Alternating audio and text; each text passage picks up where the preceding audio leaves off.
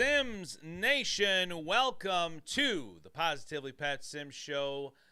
I am Positively Pat Sims, and we are ready for part 4 of what makes Wrestlemania, each Wrestlemania, worth watching.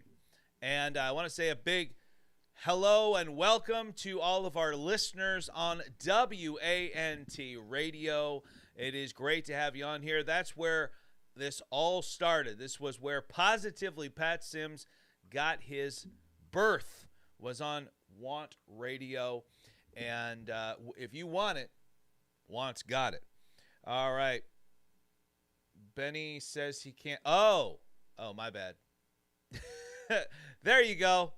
Now my Zoom guests can see me. All right. Yeah, it's been one of those mornings, guys. Definitely been one of those mornings. So, all right, guys. So, for the last few weeks, for those of you who need to be caught up, we have been going over every WrestleMania. We have covered 1 through 30 thus far, and we are now at part 4 in our road to WrestleMania 42. Well, today we are going to cover 31 through 41. We're going to add 1 in there. And then next week, we're going to have an all-new show. And then the week after that, we're going to be bringing back Doc's favorite game, The Squared Circle. And then on April 18th, we will have a very special 4-hour edition of the Positively Pat Sims Show as we preview and predict the 2-night WrestleMania 42 event. So looking forward to that. All right, let's say hello to our guests this morning. First off, my co-host for today, the one and only, my beautiful wife, Kim Sims. Good morning. Good morning. And also joining us today, we've got on the Zoom call so far, we're missing one right now, but we've got WANT legend Benny the Jet Scala. Good morning, Benny. Pat, this morning I thanked the Lord because I got to go on the Positively Pat Sims Show. Beautiful. And then, of course, we have the Diamond Standard. We've got the voice of PCW, NorCal's, the NorCal destination for professional wrestling. Ladies and gentlemen, I give you the one and only Doc Haywood. Oh, good morning, excuse me. My goodness, voice is a little wore out. Had a PCW Limelight show last night, and so I'm still recovering from the energy and all the talking. So my goodness, good to be here, folks. All right, guys.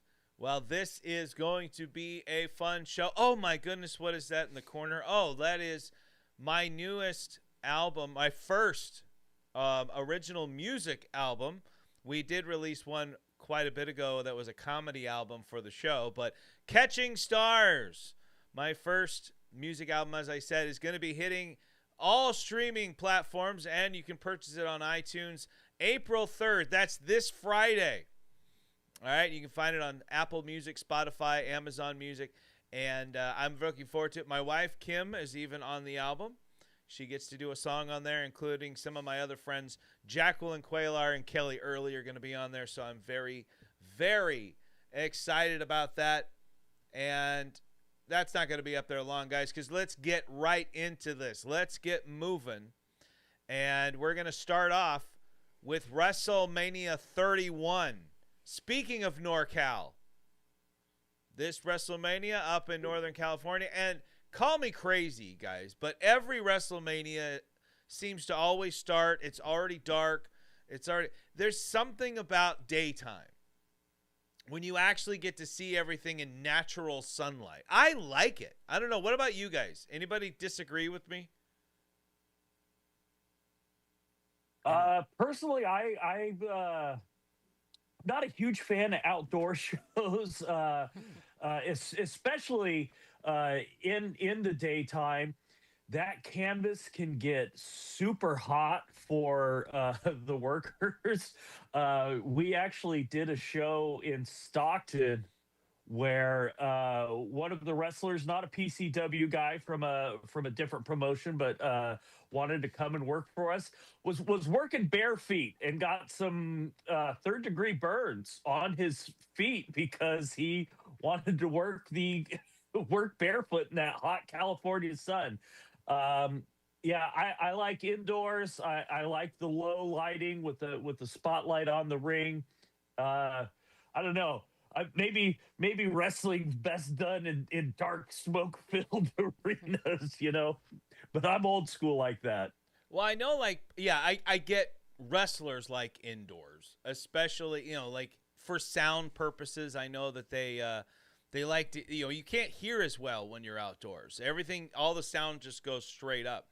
But from a visual perspective, if I'm watching, there's something about that natural light.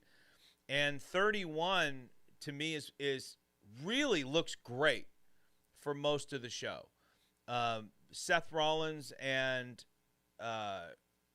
Randy Orton just looks great in that sunlight. The Intercontinental Ladder match looks great in that sunlight.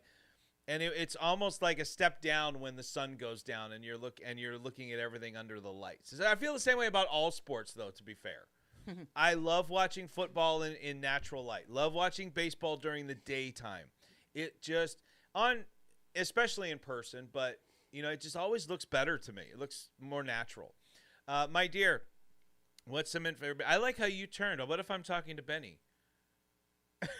Okay, sorry. Should I look down at Benny?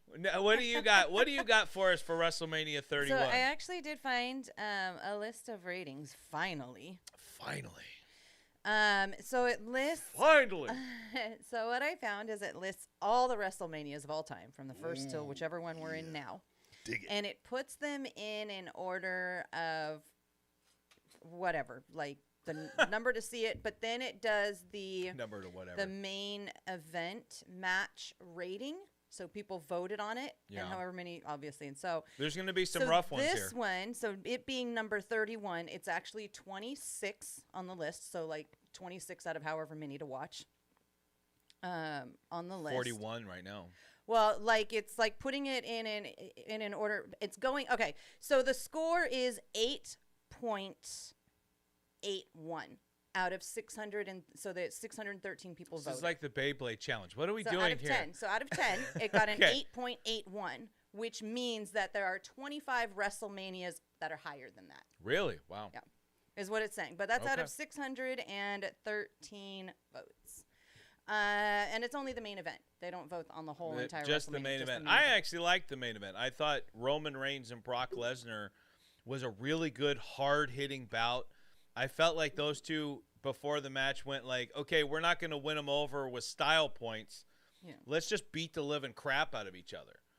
And that's pretty much what they did. But, I mean, the moment of the night, let's talk about really quick, and then I'll get back to you. But let's talk about the moment of the night. WrestleMania 31 is perhaps one of the greatest Money in the Bank cash-ins of all time. Yeah. Seth Rollins. And it says it was the first ever to do that during a main event.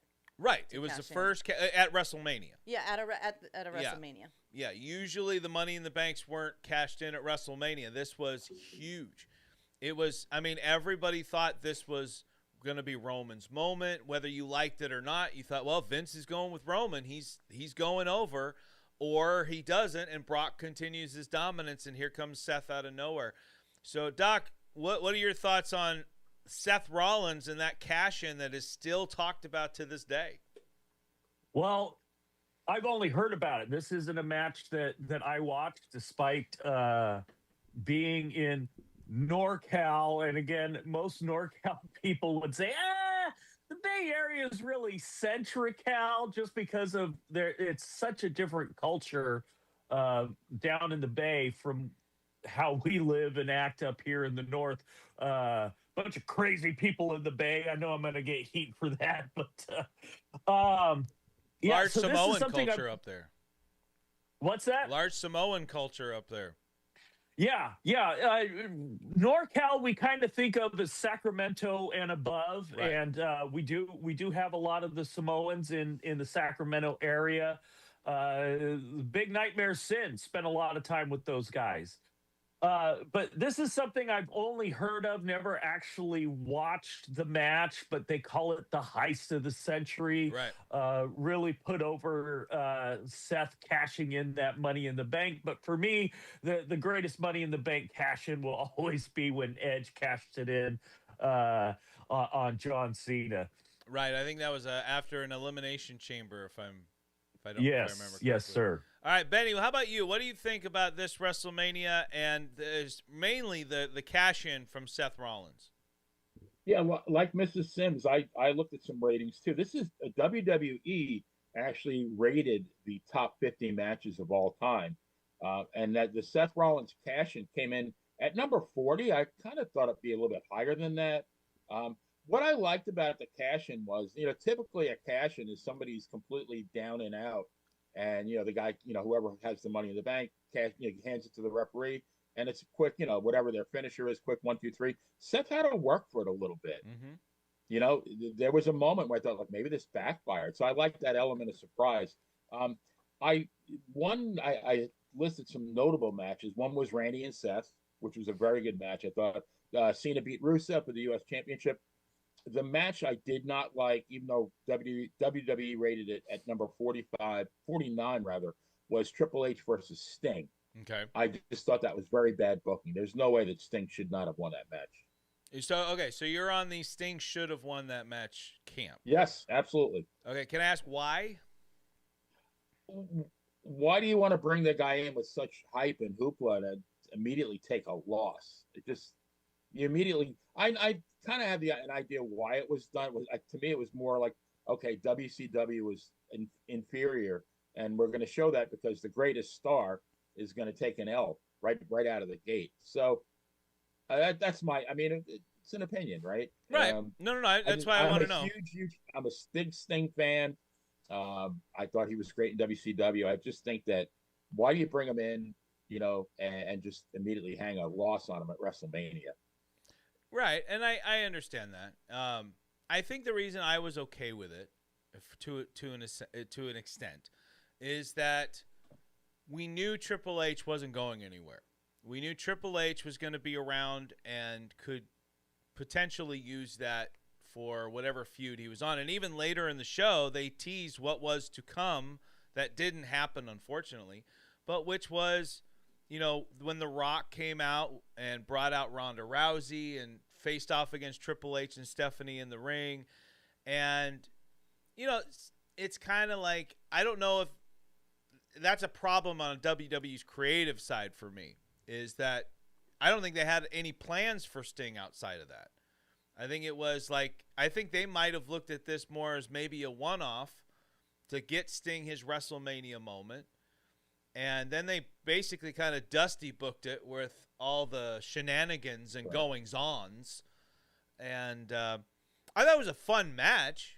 Don't get me wrong. Like, I like seeing No, DX. it wasn't. I enjoyed the match. I just didn't like the ending. Yeah, the outcome. Yeah, and I will admit, at the moment when it happened, I was like, this is bullcrap. Sting should have won this. But I don't dwell on that kind of stuff for very long, But I don't go so far as to be like, it was damning to Sting or anything like that, because it didn't hurt Sting at all. But this was actually a match I saw. I did see this one. I did watch this one, and I'm going to agree with Benny that whatever Sting should whatever. I don't need your approval. Sting should.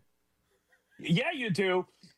Sting should have won this, and it just shows how a bad finish can ruin a decent match. Because I popped when I saw the NWO and DX.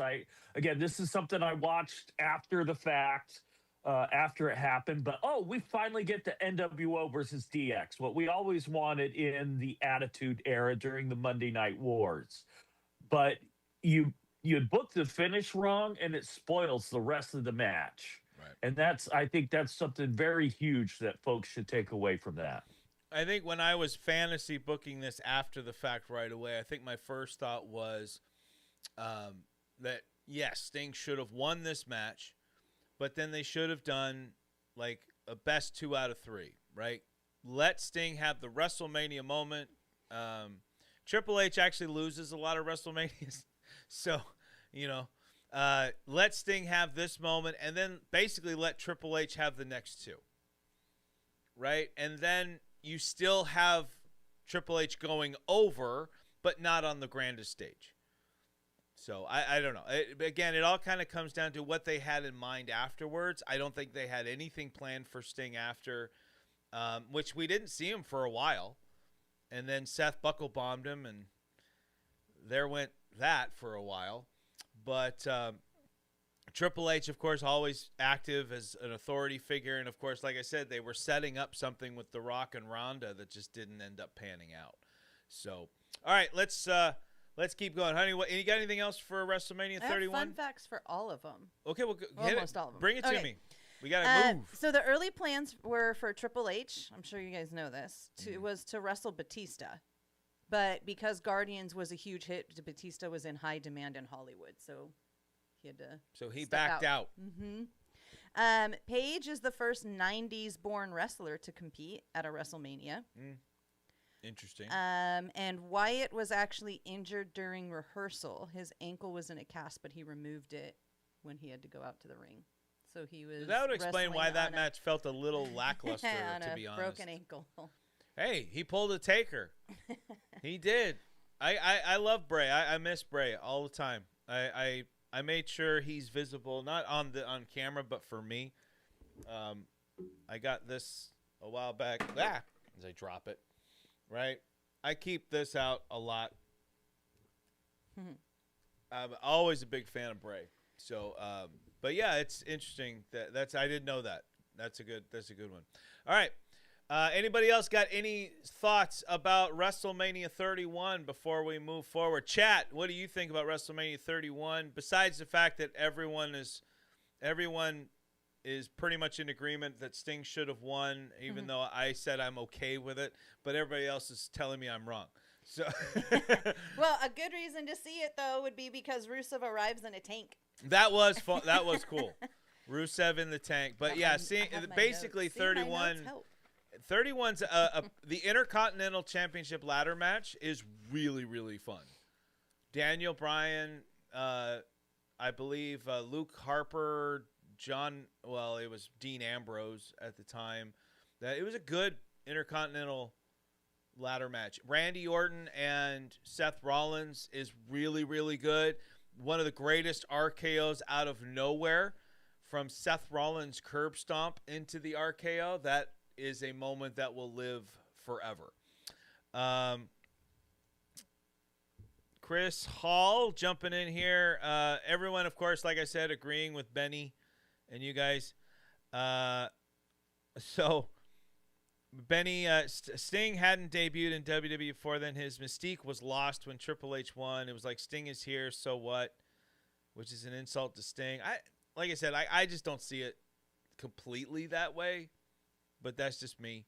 It actually blown me away at the time to learn that Sting had never been in WWE, WF before then, even back in the day when the territories would swap a lot. Yeah, Sting never went to WWE.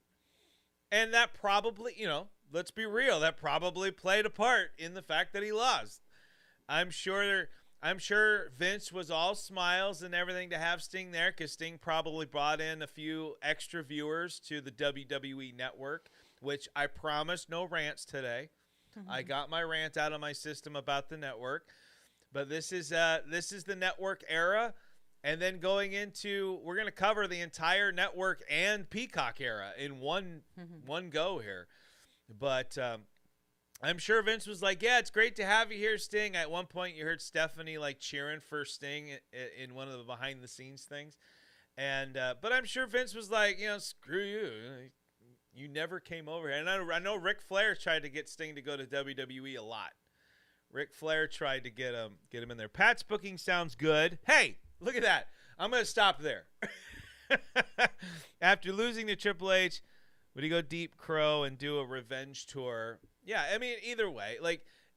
It's just that the problem with Sting losing wasn't that he lost as much as it was there was nothing that came after. Nothing happened. There was no follow-up. Anybody can lose. This is professional wrestling, guys. Let's be real. Anyone can lose at any time. It's what you do after the fact. It's how they lose. Sting's loss didn't really I don't think it affected his mystique at all. I think the problem was the follow through. Nothing happened with Sting afterwards. They didn't do anything with him after. I think do you do something after, and make Sting a bigger star that way? We're talking about this in a whole different way, I think. But there's no follow through. We don't get Sting again for a long time, and the next time we see him, he's coming out of a box. Very Danhausen. It was Stinghausen. All right, let's jump into now WrestleMania 32. This was from Dallas, Texas, and WWE was talking this one up like crazy as they were trying to break the all-time record for attendance with this one, which I think is still might be held by a country western singer. It's Dallas, but I can't remember who it is, but somebody told me who it was a long time ago. Maybe Beyonce or Taylor Swift beat it by this point, but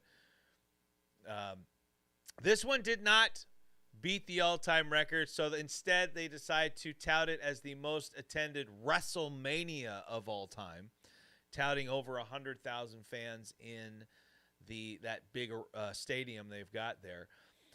I mainly remember 32 as being kind of disappointing. This was not one that I was easily looking back on in my head and going, okay, what stands out as much must watch about this WrestleMania? And other than Shane McMahon jumping off the Hell in a Cell onto the inflated the inflated announce table, because yes, you can see the big inflatable bladder underneath it. I don't remember much about this one. I remember Roman and Triple H being disappointing. The fans could care less about Roman still at this point. They weren't invested in him. Honey, what do you got for WrestleMania 32? What did you find out? So Charlotte Flair becomes the WWE Women's Championship. Okay, now you've reminded me of something. First woman to win this. All right. I think I had to turn you up because you're soft. And then it also includes the shortest match in WrestleMania history, where Rock versus Roman. Oh, I don't. Is it in 6 seconds? It was Rock. Rowan. Yeah. Rowan. R-O-W. Rowan Atkinson. Yeah. No. And he beats him in like 6 seconds. Mr. Bean. No, yeah, I don't count that. That was stupid. It is the first WrestleMania where every single champion from the previous year was unable to attend due to injury. And it gives the list of all of them, but like, boy, you think that was now? Yeah, and then guys getting hurt all the time now. Stone Cold actually had a shoulder injury, but he aggravated and escalated it when he punched Rusev. He was only supposed to have a minor surgery, just like a few minutes, like half hour or something, but it turned into a 2.5 hour surgery because of the punch he threw. Well, at least you reminded me of something that I remember liking during the show, which was after Rusev, it was the League of Nations. Rusev, Sheamus, and I want to say Alberto Del Rio, but they were facing the New Day. And I remember that was the one, I believe, where the New Day may have been the one where they, I think, if I'm wrong, someone correct me, where they came out of a cereal box. I want to say it's that one. But at the end of that match, Stone Cold comes out, Shawn Michaels comes out, and Mick Foley comes out. So it was a little wrestling's past coming out to interact with wrestling's present. But I remember that. So, Benny, I want to get your thought. What's your thoughts about WrestleMania 32? What makes it one that you got to check out? What do you got for me? Yeah, I'm kind of with you. It was like it had its moments, but overall, I didn't think it was very great. The Undertaker versus Shane McMahon match, while I thought the match itself was a pretty decent match. Yeah. The problem I have is, when I think of The Undertaker and his greatest opponents, I want to remember Triple H. I want to remember Shawn Michaels. Do we really want to put Shane McMahon at the same level as these guys. I just, yeah, he's a good performer, but I don't want to see a Shane McMahon give the Undertaker the fight of his life. I mean, I liked the spot. It was a good spot, and I mean, I thought he was crazy for doing it. I give him a lot of credit, but yeah, it fell flat for me. The thing I liked the most was the fact that my fellow Long Islander Zack Ryder won the ladder match. That's for the right. US Championship. Became the Intercontinental Champion. Yeah, that's right. Very good pull there. And I agree with the Shane. Like, it didn't need to be a Hell in a Cell.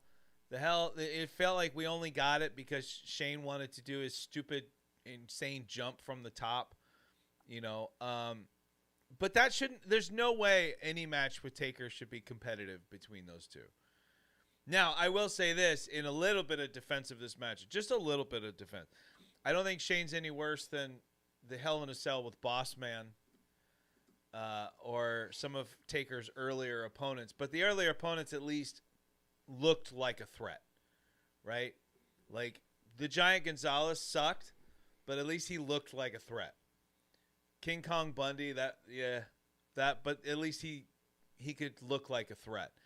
All right, let's go to Doc. Doc, tell us about 32 for you, if anything. Well, yeah, there's not much I can tell you because I did not watch this show. This is about a year before I returned to pro wrestling.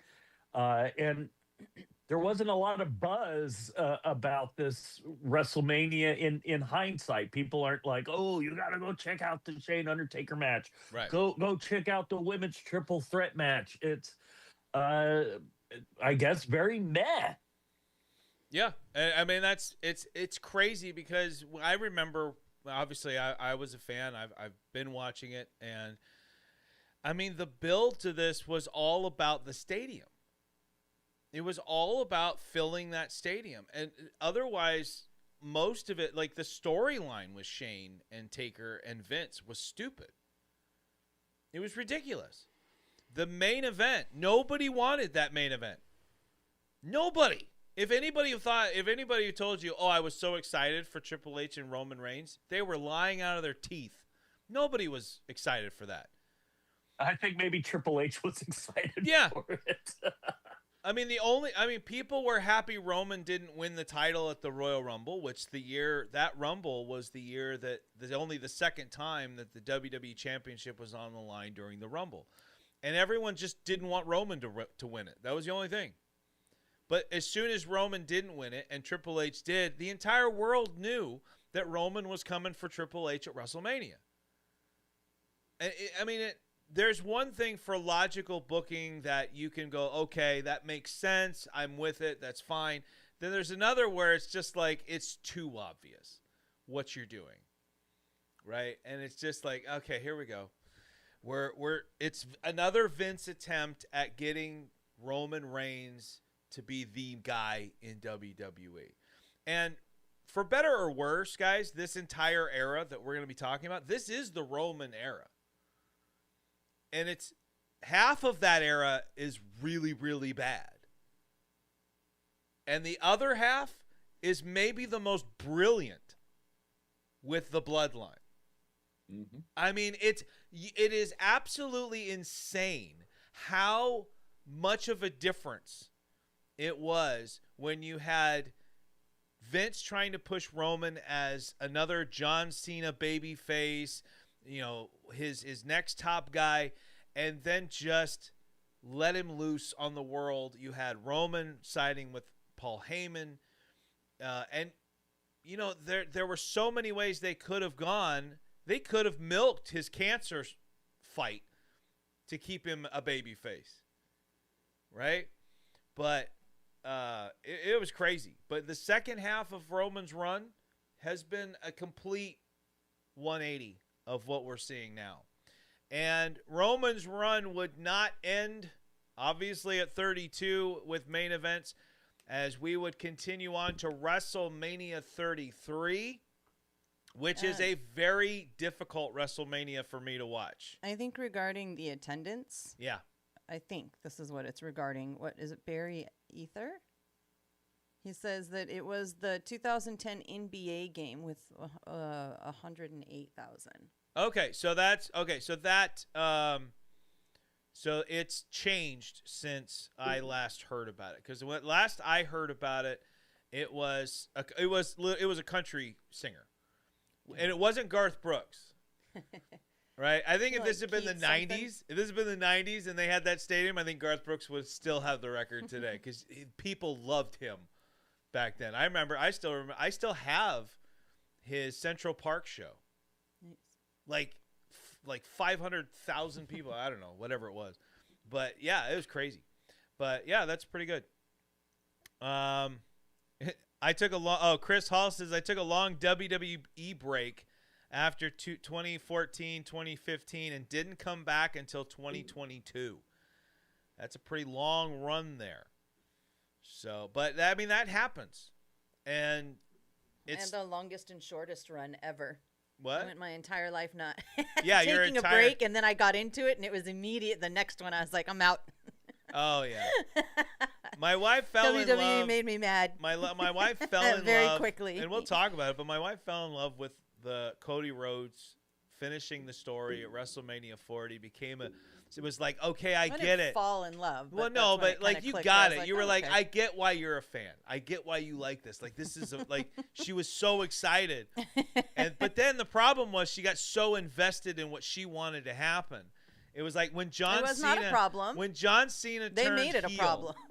When John Cena turned heel, I thought my wife was going to burn down our apartment complex. Like she had to go take a walk. And she had to go take a break. She was so mad. But I loved it. I'm sitting there loving every minute because it's like you wouldn't be mad if you didn't care. And then they had CM Punk win and take it away from him immediately. And it was just disappointment. See, those are the moments I love. Right after. Those are the moments I absolutely love about pro wrestling when those moments you don't see coming. That's what I love, those moments. All right, let's get into WrestleMania 33. This had a main event that I was excited to see, and it would become highly disappointing and became a focal point for the Undertaker's Last Ride series. Oh, which wasn't his last ride? Well, or wasn't his, isn't this the one where he left his stuff in there? Yeah, but I'm talking about the series, the documentary series. Really focuses on this match because it was really hard to watch. Taker was not moving around very well. This match with Roman is not a reason to watch WrestleMania 33. I'm just going to say it out loud. And yes, at the end of that match, Taker leaves his gear in the ring like he's done. And I remember we were watching it in our place at Corona, and I'm like, that. Oh my God, it's over. Mm-hmm. And it should have been. Everybody that was still there for the party stuck around for the entire end to watch him leave because we thought this was it. This was the moment, and no, that wouldn't be for another 3 years. So, but 33 also features Brock Lesnar versus Goldberg.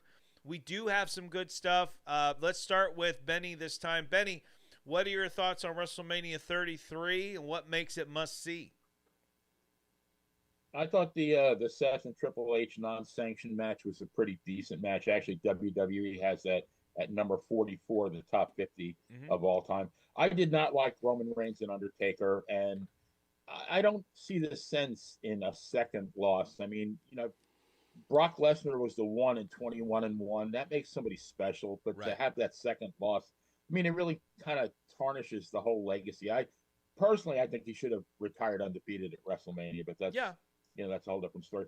I did like Kevin Owens and Chris Jericho for the U.S. Championship, and I liked AJ Styles and Shane McMahon, despite the fact that, again, like you said, you really, like with The Undertaker, Shane's not going to win the match. He's not going to win. No. Same thing here. He's not going to beat AJ Styles, but it was a good match.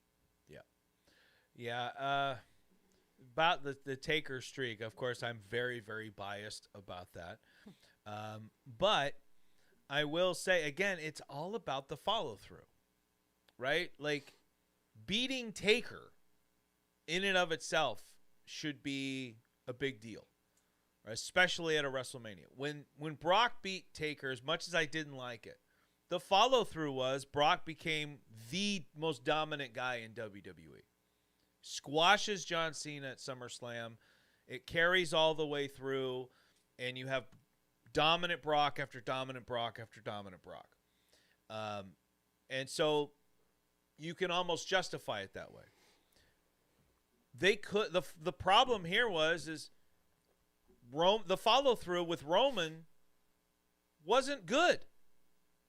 The day after was good, when Roman comes out and basically taunts the fans and says, "This is my yard now." That should have been the beginning of heel Roman. But it wasn't. Vince kept him on that babyface train. It didn't work yet again. And so it's the follow-through. It's the creative that was happening during this time. All right, Doc, your thoughts on WrestleMania 33? Yeah, this is the WrestleMania that actually brought me back to pro wrestling. The buzz finally made it to me. Undertaker's going to retire. So I thought, you know what? I got to be there for Taker and see his last match. And like you said, very disappointing. I could tell that Roman was not over with the fans. The fans just had no love for this guy, and I was thinking, why is Undertaker going out for this guy? He needs something, but it's a heel turn, which is what he needed at that time. And I think the whole universe was waiting for it, and we still had to wait quite a long time. And you would think that with that match I would be out, but it shows how they were bringing in some quality characters, because I came for Taker, but I stayed for AJ Styles. Oh, AJ. I remember seeing AJ back in WCW, and I caught a couple X Division matches when he was in TNA. And then it was like when you see a little kid and then you don't see him for like 5 or 6 years, and all of a sudden he's like, halfway to a man, and you're like, oh my gosh, where did you shoot up from, young man? So seeing AJ just perform at this high level, Shane bringing it, I really marked out for that match. I was like, okay, this is why I watch WWE. AJ Styles, a worthy successor to Shawn Michaels, who, when Shawn Michaels left, I left, because that was my guy. I loved watching HBK. I loved the energy he brought. I also stayed for Bray Wyatt, even though that match with Randy Orton was not executed well in terms of what I think Bray wanted to bring. The story build up for it that they presented before, I was like, okay, this is a really interesting guy. I want to hang around and see what they do with this Bray Wyatt fella. And Chris Jericho, seeing Chris Jericho versus Kevin Owens, I thought that was a pretty decent match. Jericho, always a great level performer. Again, the build up to that that they showed before the match, and I'm on the list. Right. I mean, that's a great selling point for this match. So I was like, okay, I'm going to hang around and see what WWE can do. So again, not the greatest WrestleMania, but really showcased some great characters that made me want to hang out. All right, my dear. Nobody's mentioned the Hardy Boys. I was going to. If no one else did, I was kind of surprised, because wasn't that like huge that was return. Like their it was like a big huge return. It was by far the biggest pop of the entire night. Yeah. And I think I kind of remember some of that. Yeah. And I do remember this one was really, really long. So I actually had to look up what the longest one was, or like, up until this point. Yeah. And I was right, because I remember feeling it was really long. Not as long as 35, but yeah. No. Up until this point, Yeah, it was the first was one. marathon. It was the first one to go past midnight Eastern time. Yeah. So yeah, but yeah, the Hardy Boys, and then I remember there was a visual effect on one of them, because I remember being kind of disgusted by it.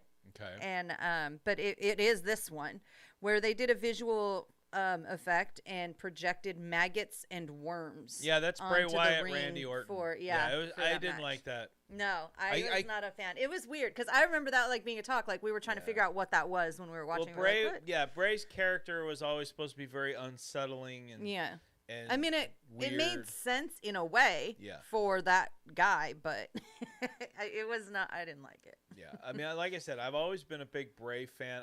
But when he got to just be Bray and he got to do he came up with his own stuff, and this character that he's playing here is still kind of a take on the old Waylon Mercy, I think is his name, character. From like early 90s, a character that was very much ahead of his time and was unfortunately also played by a guy that couldn't really go in the ring much anymore. But when Bray started doing the Firefly Funhouse stuff and everything, I thought, this is genius. Like, this guy is amazing. And then, of course, that all led to The Fiend, which I loved. And I actually got to see live in LA at the old Staples Center. And if you thought it was cool to see on television, The Fiend in person was really, really cool.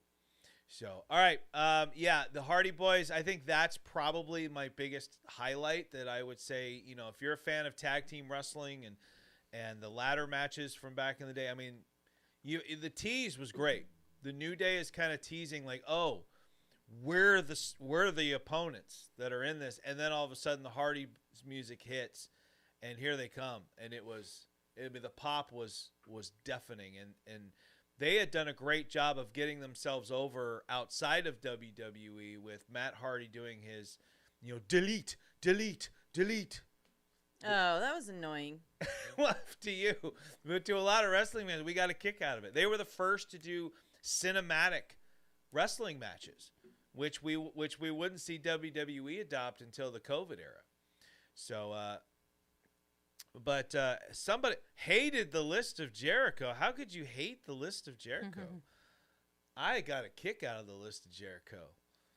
It's on the list. Yeah, it was just another iteration of the. There were other versions of Jericho that I thought were far more annoying. There have been some versions of Jericho where I've been like, nope. No, not digging that. The List was not one of them. I thought it was funny. I got a kick out of it. All right. That's WrestleMania 33. Let's keep booking here, ladies and gentlemen. Let's move on to WrestleMania 34. This one was one that on paper I thought was going to be like top to bottom, just fun. Non-stop great matches and everything. We were going to see Cena versus Taker. We were going to see AJ Styles versus Shinsuke Nakamura. Well, the return of Brock versus Roman. I don't think you're the only one that thought that it was going to be just fun. I think we all did. So I have a fun fact that I feel is fact. fitting for this. Bring it. It sold out. It's the first one to sell out to fans from all 50 states and 67 countries. But all 50 states bought tickets. Yeah, I mean, I remember being so excited for this because Cena was calling out Taker, and you knew Taker was going to show up. And you're like, oh my gosh, we're finally going to get it. Then you get to WrestleMania. I'll let everybody have their thoughts on here. But then you get to WrestleMania. Shinsuke and AJ just did not live up to the hype. You had Charlotte and Asuka was pretty good. Charlotte and Asuka was a good match. But, that's why I call Charlotte, she's my women's wrestling GOAT in terms of in-ring. I like Rhea Ripley, but I think Charlotte's my favorite in-ring female wrestler ever. And I don't think she's ever let me down at WrestleMania. But Brock and Roman just didn't click. And again, the fans are a big part of that. But if anybody has what makes this WrestleMania must see, I'd like to hear it. Doc, let's start with you. There were a lot of letdowns in this WrestleMania. My favorite match was the Charlotte and Asuka match. I was really torn on this one because I really liked Charlotte and I really like Asuka. And Asuka was undefeated up to this point. I was kind of wanting to see if she could continue her streak. Unfortunately, didn't go that way. Whether you agree with it or not, I was kind of like, don't break the streak so soon after bringing her in from NXT. But what is. I was really looking forward to the AJ Shinsuke match and was really let down by that match. I was dubious about Ronda Rousey and Kurt Angle teaming up against Triple H and Stephanie because Stephanie, arguably not a great worker. I mean, she has had a few matches. We're a long way away from peak Angle, and Ronda Rousey was very untested. But this actually came out as an entertaining match. I think it probably should have been a one-off for Ronda. Yeah. Hindsight. In hindsight, she clearly has a disdain for the business. So seeing her then pop why up join? in eight Money. Yeah, exactly. Seeing her pop up in AEW was a bit of a surprise because it was like, yo, I thought you hated this stuff. I don't know if she's going to be back, though. That's the thing. Well, I hope I not if don't- I that's don't- the case. I don't think she's going to be back. I think it was just a one-off, and Tony spending some of his play money, and Ronda promoting her fight with Gina. Right? Yeah, I think that's all it was. Yeah. And again, the build-up to Undertaker and Cena, so good. The execution. The squash. So, yeah. So, pretty disappointing WrestleMania for the most part, in my opinion. Yeah. Well, And Eric Porter, Eric, yeah. he says, say what you will about Rousey, but that match was awesome. Which, I mean, Which is we're true. not taking that away. We're Yeah. just saying in hindsight, Right. she's not a very It's great more person. of just the fact that that should have been like the end now, of it. looking, knowing her now, that's the issue. Rousey, and one of the big reasons why that match worked is she's in there with three very experienced. I mean, Stephanie, the least skilled in-ring competitor, but she's in there with Kurt Angle, Triple H, two of the best to do it. And let's be fair, like Rousey looks like $1 million because she's working Stephanie like crazy, and then Triple H lets her go off on him. Right? They made her look like $1 million, right? And so it is what it is. But I mean, like you put her in there with somebody who's worse than she is in terms of professional wrestling. She's not going to elevate somebody. She needed someone to elevate her, like a Becky Lynch, like a Charlotte Flair, to get those kind of matches out of her. But anyway, I will say this, without Ronda Rousey, the next year's WrestleMania, women don't headline it. I'm sorry. They just don't. Even the women have said themselves, I think Becky Lynch and Charlotte Flair have both said, no Ronda Rousey, there is no women's main event at WrestleMania 35. Which is kind of sad because the women, this is also the era of women really picking up and grabbing that ball and running with it. We would see the rise of Rhea Ripley. We would see how dominant, how great Charlotte Flair is in the ring. Yeah. So, all right, Doc, let's get to you. What do you got for WrestleMania 34? You mean Benny? Yeah, Benny. Yeah, Benny. Benny the Jet. My bad. All over again. Sorry, Doc's right there. I pretty much echo all of Doc's sentiments on the matches. Now Angle and Rousey against Triple H and Stephanie, WWE ranked this as the number 21 best WrestleMania match of all time. I think just a little bit of bias on WWE's part. There's no way that can be. No way. But the one thing I will share that was my highlight was that Nicholas, who was in the 5th grade, became a tag team champion at the age of 10 years old. My favorite part about that was the way the internet exploded when that happened. Right? I get it. that was kind of ridiculous, but it was fun. It was funny. It was entertaining, right? I got a kick out of it, but the internet wrestling community, the IWC, which for the most part I can't stand, they lost their collective minds, and I was all there for it. I was there for it from the get-go. In fact, that may have launched them into being as insufferable as they've become. But man, yeah, that's a good call. I had forgotten about Nick. I had forgotten about that little child winning with Braun Strowman against The Bar, which was Sheamus and Cesaro. Yeah. All right. So I think you got anything more for 34? Any other fun facts for us before we move on? I have two. What do you got? And one is, like all of you, I don't think it should have been as highly rated as it was. I do remember some of it, but my research found that the highlight for most people, and this is bad if this is the highlight for a WrestleMania show, was that the lead singer of Disturbed, he performed "Are You Ready" live for the show. Oh yeah, and that was everybody's like that was the best moment of WrestleMania. That's and not I'm like, good. that's bad. That is not good. A lot of people were saying that was like up there. But I found interesting that the Undertaker versus Cena's match was shorter than Undertaker's entrance. Well, that's Did you know? anytime I hear that, it doesn't surprise me. It always feels like 15 minutes, but his entrance is actually 2 minutes and 45 seconds. Wow, that's got to be one of his fastest. Was he jogging? For this one, I know. Yeah, I was was he like, jogging wait a to the minute, ring? it's not 10 minutes.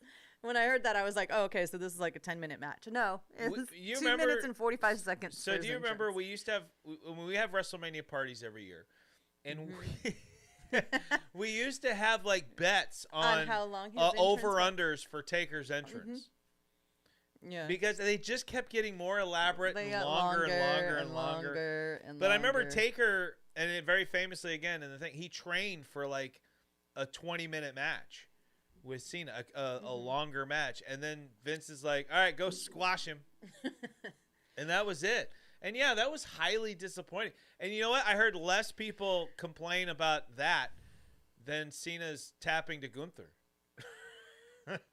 I guess people are okay with Undertaker squashing him years ahead of time, but not putting over a villain like Gunther, which we won't get into that right now. But where the hell is Gunther anyway? I don't know. Gunther is gone. He hasn't been on TV for weeks. Yeah.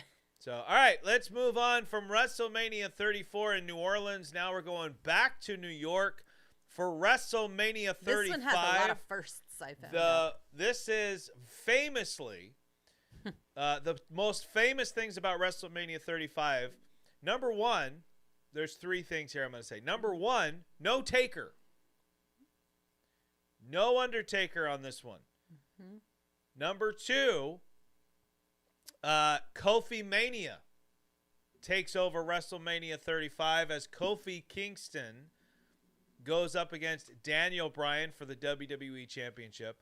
And then the big one, like I said before, Ronda Rousey, Becky Lynch, and Charlotte Flair in a women's triple threat for both of the women's championships in the main event. Women had never main evented a WrestleMania before and have not since, which, well, unless you count night ones.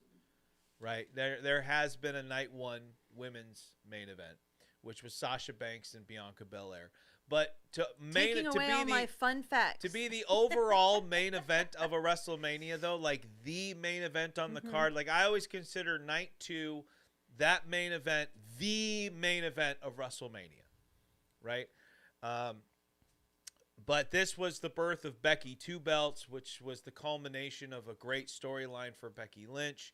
And like I said, without Ronda Rousey, not sure if we get there. Was Becky Lynch's ascent enough to have Vince have the women main event WrestleMania? I'd love to get your guys' thoughts on that. But honey, let's go back to you. Give me what do you got for this WrestleMania that I haven't mentioned? Well, yeah, you already mentioned the Becky thing, which obviously she was the first to win a main event. Right. First woman. But she did 2 titles, right? She ran Raw and SmackDown. She won both the Yeah. women's and the women's Universal Championship. The red and the blue. So Kofi won his first championship, right? By defeating His first WWE championship. Daniel Bryan. Yeah. He's also the first African-born WWE champion. Yep. At this point. Legitimately born in Africa. And like I said, there's a lot of firsts on this one. It's the first event to break MetLife Stadium grossing record at over 16.9 million. So it's the first to do that. And there was an issue with lights. That was legit. There was an issue with that. Wait till we get to my WrestleMania. Did you know about the lights thing? No. So apparently there really was an issue with lights where they kept... See, if they had done this during the day, they wouldn't have had that problem. Where they were like dimming too much. So a bunch of fans started rooting, we can't see. So you actually hear them chanting. Yeah, and that's you're right. actually legit because there was an issue with that. the lights. So they had to go in and adjust and fix them. I do remember that. Because of that. And I'll tell you about a good one for my WrestleMania. Because I do remember when that we get chant. there. I was like, what are they chanting? But yeah, so that was a legit thing. It wasn't that a TV went out or anything like. It was the actual lights, the entire lights in the stadium. We had were technical proving to be an issues issue. at 39, but it was a little bit different. Yeah. All right, let's go to Benny. Benny, your thoughts on WrestleMania 35? Overall, I liked it. Rousey, Flair, and Lynch actually is rated by WWE as the 10th best match of all time. It's a good match, just a bad finish. Yeah, good match. Several stipulations. So you had Corbin and Kurt Angle. That was Angle's retirement match. You had Triple H and Batista, and Triple H would retire if he lost. And you had Shane versus Miz. And Shane actually won a WrestleMania match. And I mean, it wasn't a bad match. I'm not a fan of Kofi Kingston and Daniel Bryan. I mean, to me, a wrestler has to look big and imposing. I don't want my champion to be somebody that I might have to give a spot on the incline bench at the gym.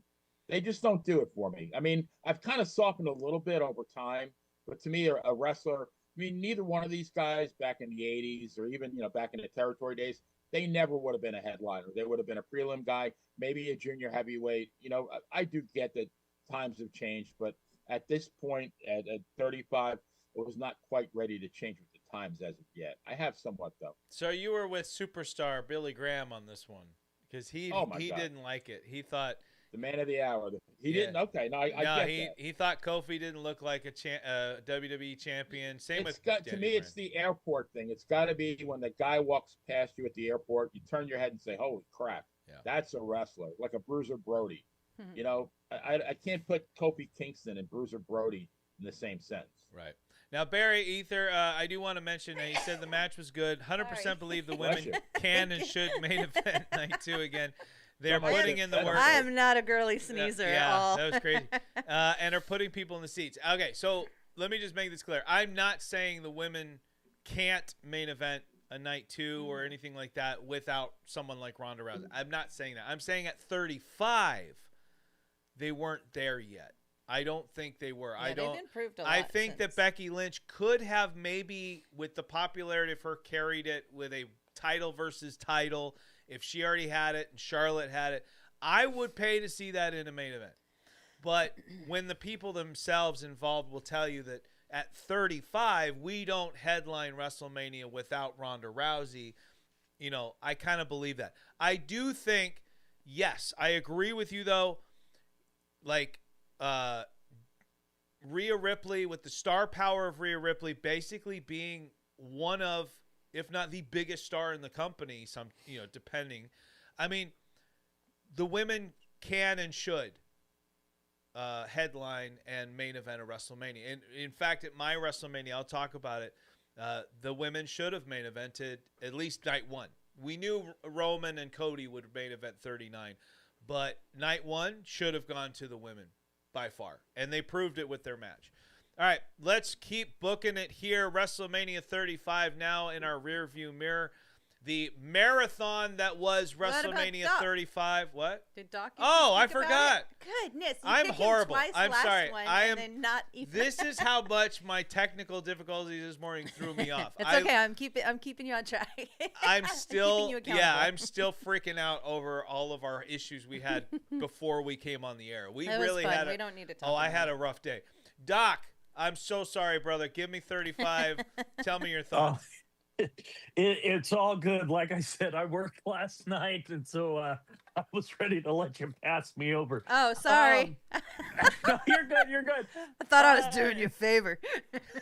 Kofi Kingston and Daniel Bryan. I think to Benny's point, I think it showcases the influence the indies have had on pro wrestling at large, because these guys would be considered more, indie style wrestlers, people you would see on the independent circuit. Daniel Bryan's character, the new Daniel Bryan with the eco-friendly yeah. WWE So belt, good. so hated during that period. It's very interesting to think how that character would be received in 2021 and now. I think it would be received a little differently. I think he might split the crowd a little bit more. The angle match. Whoa. Lost the. I like, right as he says angle, the camera goes boom. The camera goes It's boom. the ghosts. Uh, The angle ghosts. Ghosts in Casa del Haywood. The Kurt Angle versus Baron Corbin match. Very disappointing. They're trying to push Baron Corbin as a heel. I think they went totally in the wrong direction. People wanted a different opponent for Angle. They wanted to see Angle and Lesnar. But I think or John Cena. But I think at that point, WWE didn't have anything for those guys to do. But again, Baron Corbin just ended up being very disappointing. I wanted to like this guy as a heel, but just poor creative on that point. Seth Rollins versus Brock Lesnar. I think this is one of the few Seth Rollins matches that I've seen that I really liked. I'm not a huge Seth Rollins fan, not a big fan of his character. And the women's triple threat match, I was there for it. Becky Lynch, she had just gotten her nose broken by Nia Jax, and that really shot her to the moon, really. Again, a decent match, but the finish so awkward and janky, a botched finish, and which is why I don't think we see that match getting touted, other than, oh, we had this person in, and this is why we were the main event. But then the execution of the finish kind of gave lie to that. Right.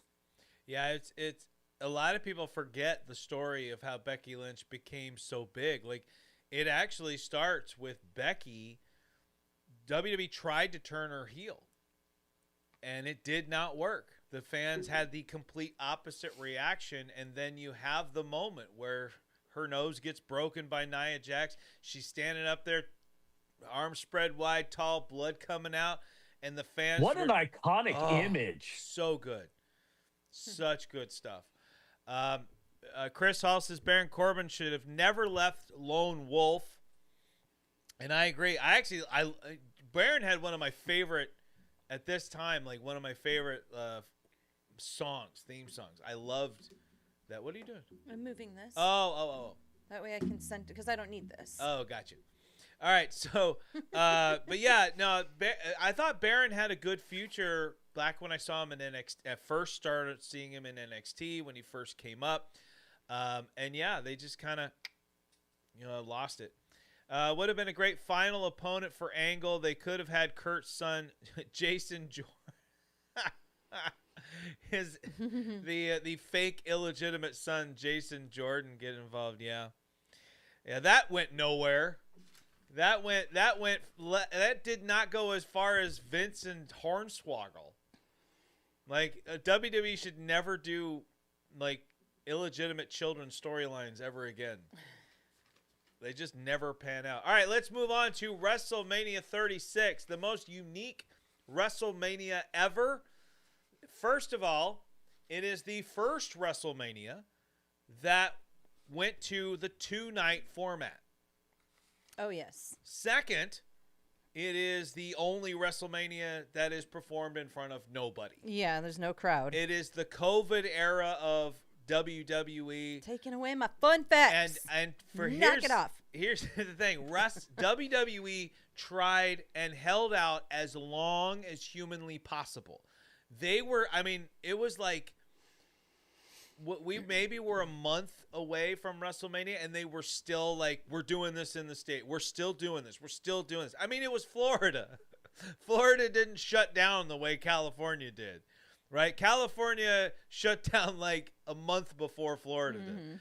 But, oh, man, I think everything shut down before Florida. We were bad. But then WWE finally had to kind of cave, and we get it at the Performance Center in front of nobody. And it was surreal. It was one of the most, it was weird. It was, to me, it was one awkward. of the saddest things I'd ever experienced. It was weird. It was very pro wrestling without awkward. an audience it's still entertaining. I still got a kick out of the matches and stuff, but I felt so bad for the wrestlers, and I'm just like, this is not right. Yeah. This is when I got mad at COVID. I'm just like, this is wrong. But what I will say, what makes WrestleMania 36 for me must see, are the 2 cinematic matches we got out of it. The Undertaker AJ Styles Boneyard match was incredibly fun. I only remember that because of you. You loved that one. I loved it so much. And I mean, just the fact that it was done on, like, they had to throw it together and everything was kind of done on the fly. Taker pulls a Goldberg and actually puts his fist through a real window and shreds his arm. And we get Biker Taker. Yeah. And then he rides off into the darkness, and that is actually the ending of Taker's last match. I thought it was beautiful. And usually I'm a stickler for old school, which is that you do the honors on the way out, right? And I still am. I was with Cena. I don't have a problem with Cena losing, none of that stuff. Once again, showing my ultimate bias, I was like, no, Taker should win his last match. But if you're talking to old school Pat, AJ should have won that match and then taken that momentum and gone off on a tear. But, I mean, this was designed for Taker. It was essentially a buried alive match in a cinematic fashion.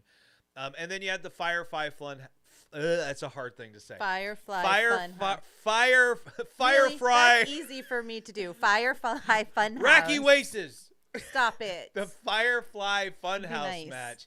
Bray Wyatt and John Cena was so entertaining. It wasn't a match at all, but it was so entertaining. And it really showcased Bray Wyatt. We got to see glimpses of John Cena in the NWO and some really fun stuff. It was a lot of fun.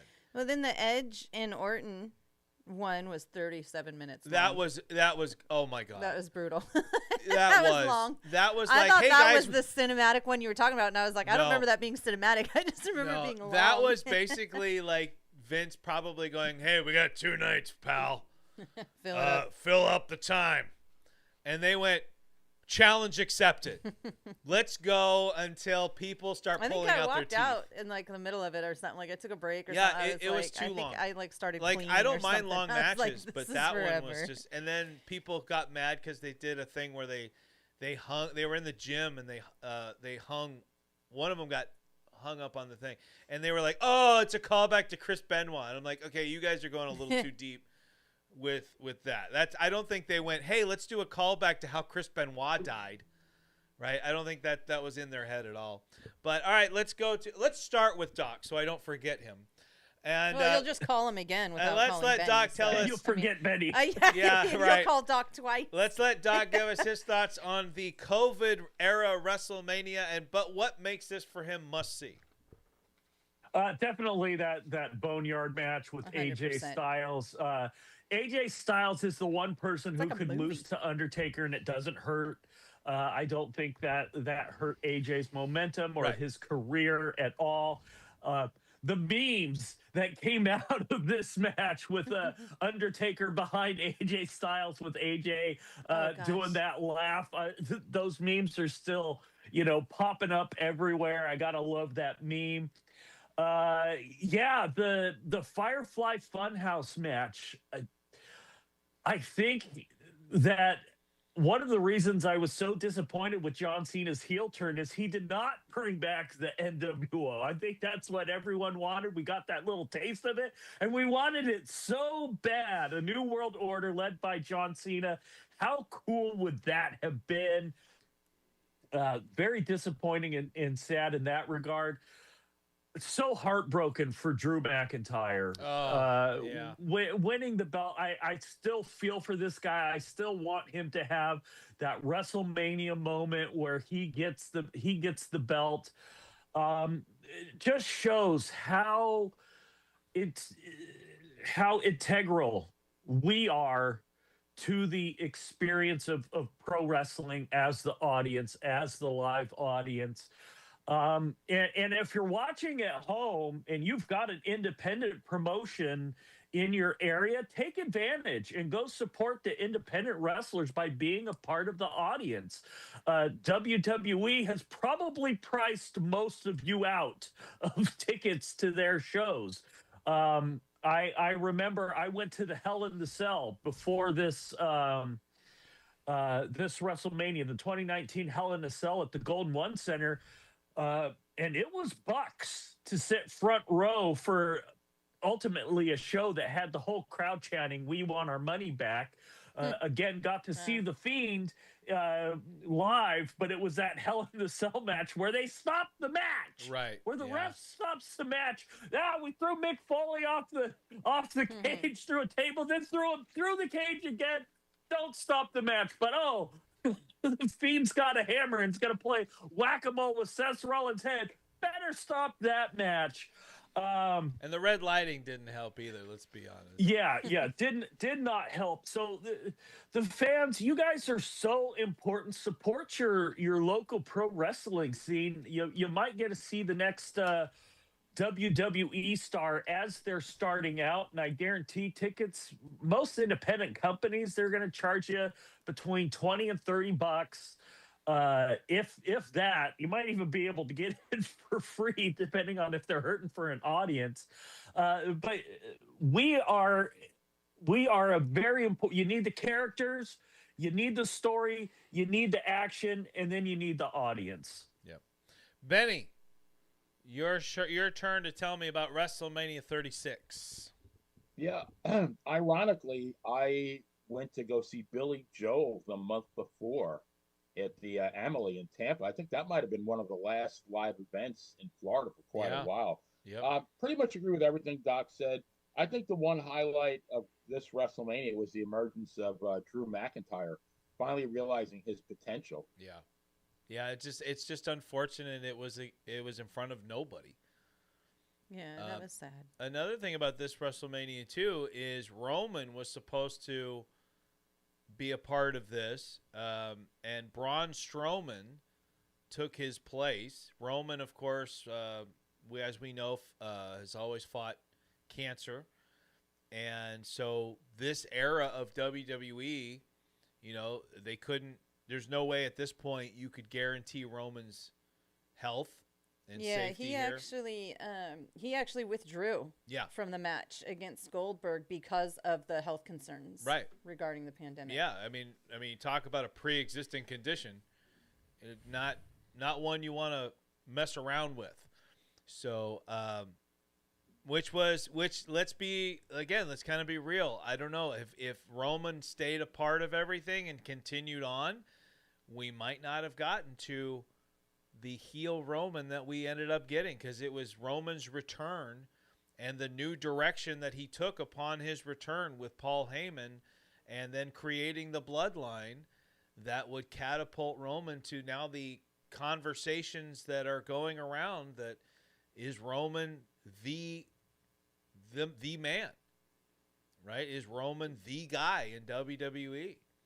You know, say what you want about Cody, say what you want about Punk or Rollins or anybody else. Roman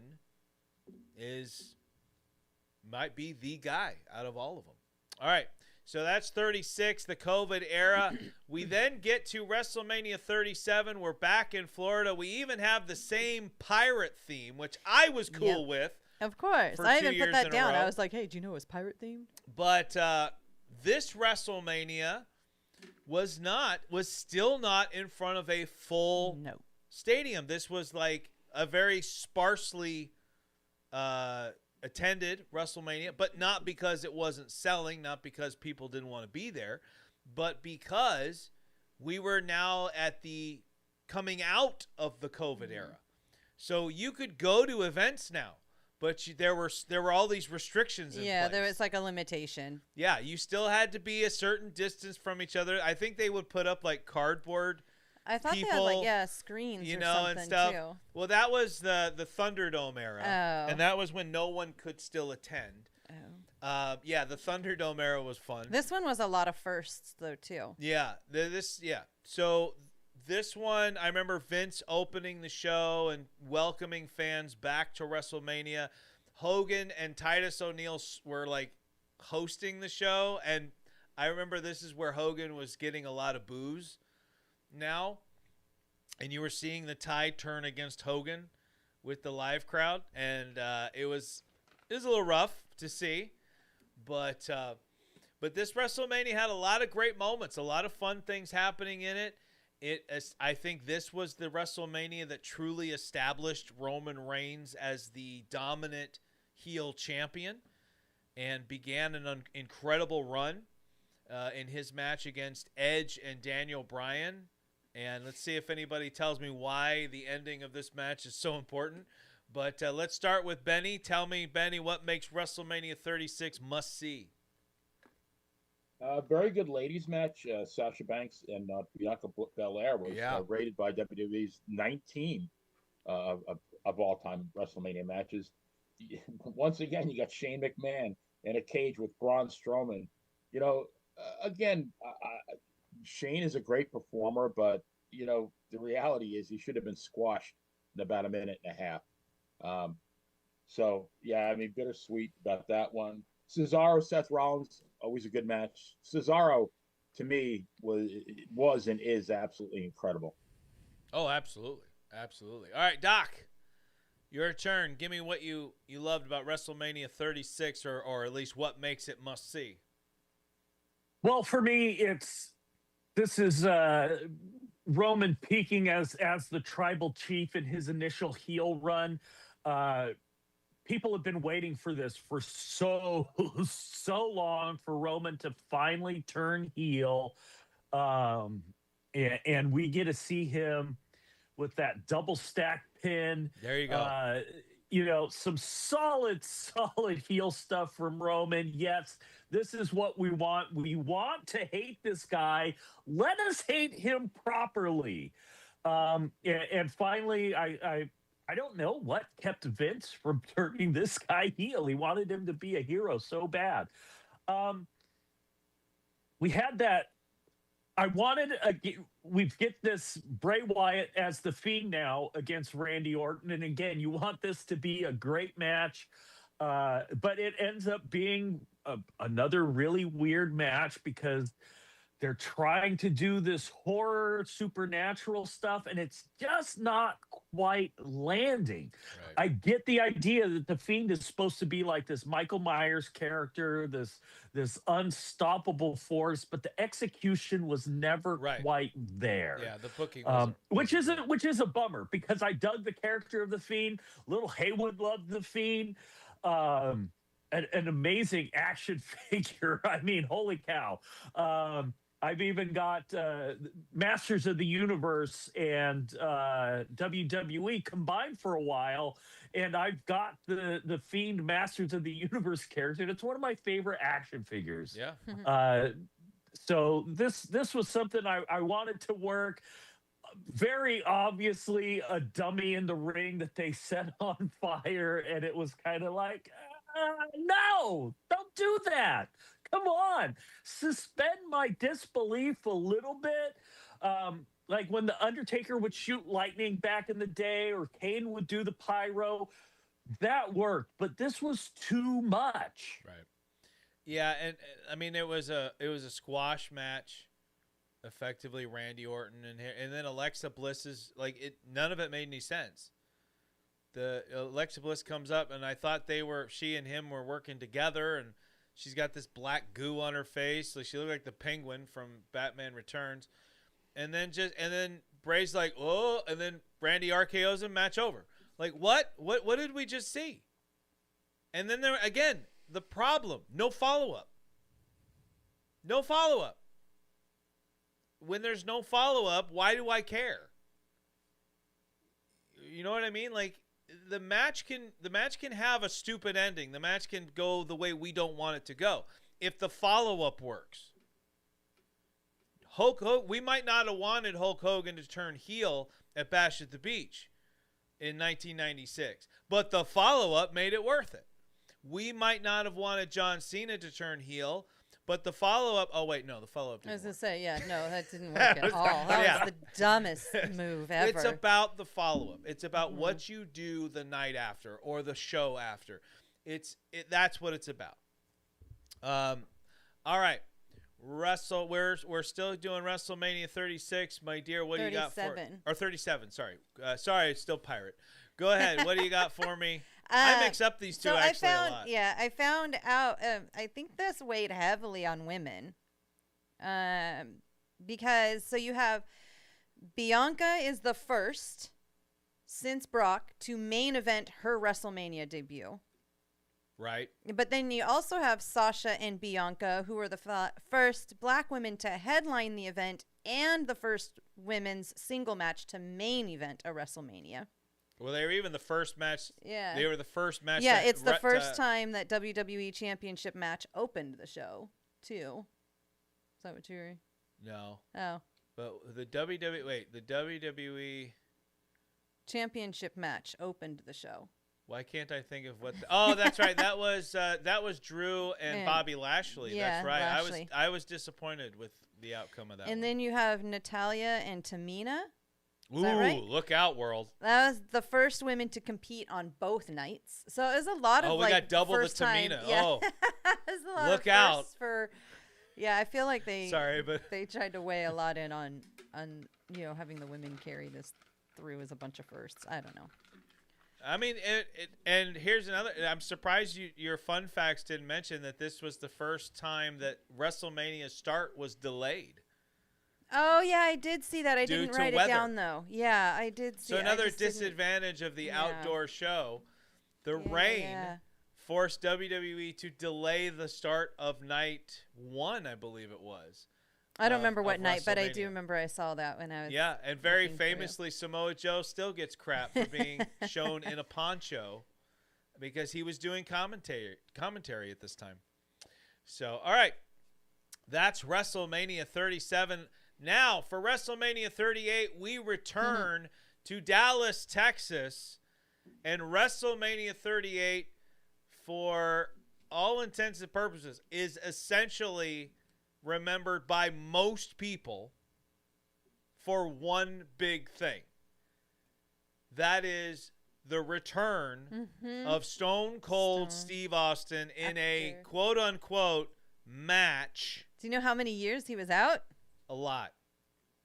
I'm not. No, well, his last WrestleMania was 19, so it was 19 years. 19 years. That's right. So it's crazy. Like, it wasn't really a match, but I liked the tease of it where we all thought the match was coming with Kevin Owens. It turns out it's going to be an interview segment, and then I think that's what it was going to be. And then all of a sudden it turns into a match with Stone Cold. And it was very fun. It was the right opponent for Stone Cold with Kevin Owens. And, of course, Stone Cold then makes an appearance on night 2, coming out for what is now the worst stunner of all time. The Vince McMahon stunner outdid whatever any other bad stunner Vince has ever taken. This was the worst, which is funny because it comes after one of the funniest ones where Austin Theory takes the stunner and bounces about 50 feet in the air. It was a great sell from Austin Theory. And then there's Vince. And it was just the worst. It was the worst stunner in the history of stunners. Benny, let's start with you. Give me your thoughts on WrestleMania 38 and what makes this must-see. You had 3 top 50 matches. You had Cody Rhodes versus Seth Rollins, which was number 50. You had Bianca Belair versus Becky Lynch for the WWE Raw Women's Championship, which weighed in at number 36. And then Stone Cold versus Kevin Owens, which I absolutely loved, was number 24. One thing I did not love was, I laughed my ass off at it, was Johnny Knoxville against Sami Zayn. I got to kick out of that. Now that Sami Zayn is the newly crowned U.S. champion, maybe Johnny Knoxville will come back. Yeah, here's the deal. I was not happy about it before the event. I thought this was a waste of TV time. I was not a fan of it. I'm one of those, like, I kind of secretly like Jackass a little bit. I can check it out from time to time, but like I never watched the show or anything like that. And I just thought this was not going to go well. I thought this was going to be ridiculous. But the truth is, I think Sammy made it.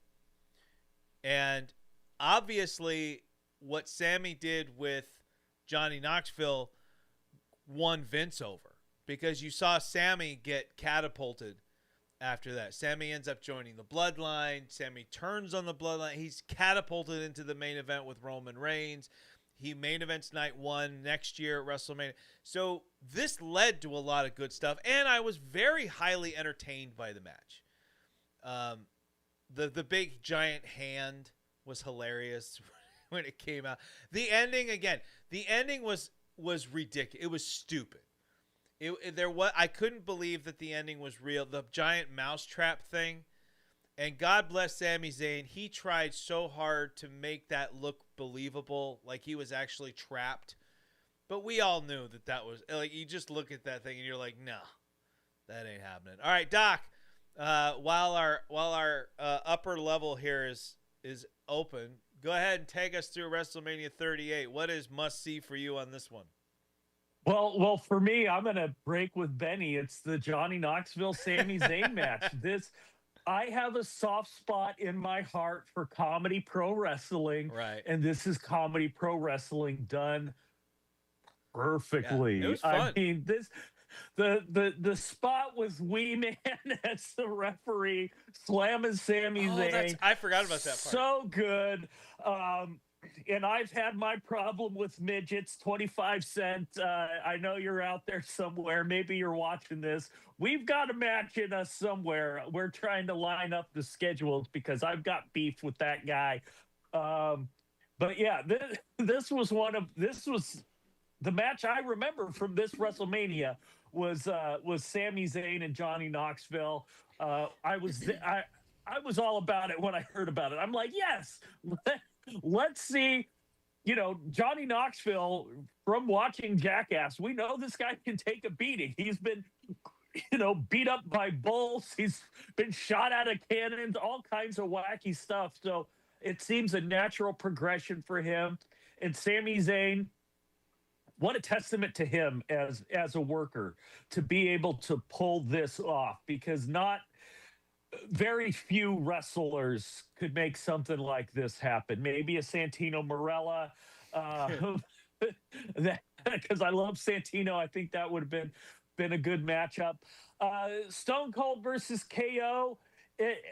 It's kind of a bummer that a lot of people see this as a highlight because, again, Stone Cold way past his prime. Yeah. Kevin Owens, in my opinion, he's a decent worker, but again, this is a guy who does not look like a wrestler. He looks like he's pregnant all the time, and so I was kind of like, Kevin Owens and Stone Cold, come on. Even the Charlotte Flair and Ronda Rousey match, like Charlotte can make just about anyone look good. A testament to how bad Ronda Rousey is in the ring when Charlotte couldn't even make Ronda look that great. And she has before. That's the crazy thing. Yeah. So a very just kind of meh. WrestleMania again. I'm not a big fan of the 2-night thing. And if you're going to be 2 nights, you got to have every match on the card just bang, bang, bang, solid. Because otherwise, gosh, what a waste of time. I spent 2 nights kind of watching something I've paid however much money, and that's what you give me. So for me, thank God for the Johnny Knoxville and Sami Zayn match, because at least I've got something to remember from the show. I will say, for the first run of WrestleManias as 2 nights, up until, in my opinion, this is my opinion, up until WrestleMania 40, night 1 was always the better night. And it was like, why even have the night 2? If night 2 didn't watch night 1 and go, all right, there's the bar, let's raise the bar. That's how it should be, right? Whatever came before you, that's the bar. You've got to beat that. And night 2 never did, in my opinion. Night 1 always outshone. I mean, WrestleMania 38, this is a prime example. What happened at night 1? The return of Cody Rhodes. Mm-hmm. I popped huge in night 1 for the return of Cody Rhodes. That was night 1 was Stone Cold and Kevin Owens. The fans were already exhausted by the end of night 1, and they got to come back for night 2. Yeah. And it was rough. It was tough for the fans to do that. And you had a three-peat main event that they're trying to tout as the biggest main event of all time, of Roman Reigns and Brock Lesnar. And most of us were literally going, seen it. As much as it might be good, as much as they might crush it, which I don't think they did. They wouldn't crush it till their SummerSlam matchup, where Brock actually lifted the ring with a tractor. But this night 2 just didn't live up to it. And I disagree with Eric Porter. I think Linda took a bad stunner, but Vince on this night at WrestleMania 38 took the worst stunner of all time. The worst stunner of all time. But so I respectfully disagree with Mr. Eric Porter there. All right, guys, let's keep moving here. We're actually doing a good pace here. Wait. I'm sorry. So wait. Why do I keep? I have we a were question on a good though, pace. because I read something about like there was a giant mouse trap or a Yes, faulty... we talked about that. Oh, yeah. okay, I was in the restroom. Okay, so I was right. And then Rick Boogs. Oh, where he hurt himself? Yeah. He Oh, so you know that was an actual injury, not like he part was, of the thing. and he was just on the ascent. He was Shinsuke's guitar player was essentially what he was known for, and he was getting over with the fans. Yeah. And right as he's starting to get over at WrestleMania 38, he picks up his opponent, and his knee. You see his knee just buckle and give out underneath. Yeah, they say him. that he tore his quad. Oh, it was bad, and that basically ended his WWE career. Oh, that's lame. Yeah, he and never then, came back. Is it Paul Logan? Logan Paul. He won his debut, but then was attacked by his The partner. Miz. Okay. So Yeah, you guys The talked Miz about that. was Sorry, never. I don't think The catching up. Miz was ever as popular as when he turned on Logan Paul. Oh, that's right. I remember that too. I remember I was not even a fan of The Miz. I used to make fun of his name, but I will say that was I was another not a one. fan of The Miz, but I loved that. I remember that now. Before we get to 39, which is and this will be my last WrestleMania. one, sorry, because then I have to leave. And it's also great because it's the last one I did research on, so fits perfectly. Well, so WrestleMania 39 is mine, but before we get to that, Logan Paul was one of those too. So you got 2 celebrities basically at WrestleMania 38 that are wrestling here. I mean, if you want to count Pat McAfee, you can say 3, but I don't. So Johnny Knoxville does a comedy match, but Logan Paul really shocked me. Like I remember that too because he's a YouTuber or whatever, right? And I he was just came not in and expecting the athleticism and the just everything. He was very surprising. And then when he signed on and he stayed on long term, I remember being excited. I don't know the guy personally. I don't make assumptions on him whether I like his like him or not. It's mostly based on what I see. But I respect what he's done, the work he's put in to get where he's at. Now, is it earned? No. He didn't go up through the system or anything like that in the pro wrestling world, but I got to give him credit for the work he's put in. You can tell that he has really worked his butt off. Chris Hall says 39 would mark the WrestleMania that I started watching again when I returned. Dom just turned heel. Bray just returned in a feud with LA Knight. And Sammy was in the bloodline, and I've been back since. That is all in the build-up to the WrestleMania that I attended. WrestleMania 39, WrestleMania Hollywood. My sons and I went to night 1. Did not go to night 2, but we had enough money to go to night 1. And we were in, not obstructed view, but we were sitting behind this, just off to the back of the stage. So we couldn't see the front of the stage. But our view was great. We could see everything except them coming out onto the stage. But you can see that on the monitors and stuff like that. But I told you guys that I had a story about a malfunction during WrestleMania 39. Something I'll never forget. My son Seth reminds me of it all the time. And that is the screens at SoFi Stadium are on this big like circular thing. And they were malfunctioning throughout the first like half of the show. They would come in and out. And then during the Seth Rollins-Logan Paul match, they basically just went out. They just stopped working. And I remember people were chanting, fix the screen, fix the screen. And I'm sitting there going, look down. Just look down. The ring is right there. Yeah, but the look screen, down. you can see it closer. But I'm like, why would, like I didn't pay to look at a screen. I paid to look at what's happening, live. And it's not like we're a mile away and we can't see them and they look like ants. I could see them just fine. I have pictures and videos of my time there. You can see. Just look down. And when the screen came back on, the crowd went wild. And during the show, if you watch it back, you can hear the moment when the screen comes back on because there's a loud ovation out of nowhere. That doesn't make any sense. That is the screens being fixed. And they worked for the rest of the night at SoFi, so good for the Heart of Seeing that needed them. But yeah, that's our screen story. But WrestleMania 39, night 1, controversial statement maybe, but I'm hoping everyone might agree with me in hindsight. Main event of night 1, storyline-wise, I get it. Sami Zayn, Kevin Owens versus the Usos. But Rhea Ripley and Charlotte Flair should have closed night 1. Rhea Ripley was getting over huge with her mommy character. Charlotte Flair, always reliable in the ring. Those two were on a collision course, and it was by far the match of the night. And like I said, I get that storyline-wise, Sami Zayn and Kevin Owens going up against the Usos. I get that, but it was weird to have a tag team match close out WrestleMania.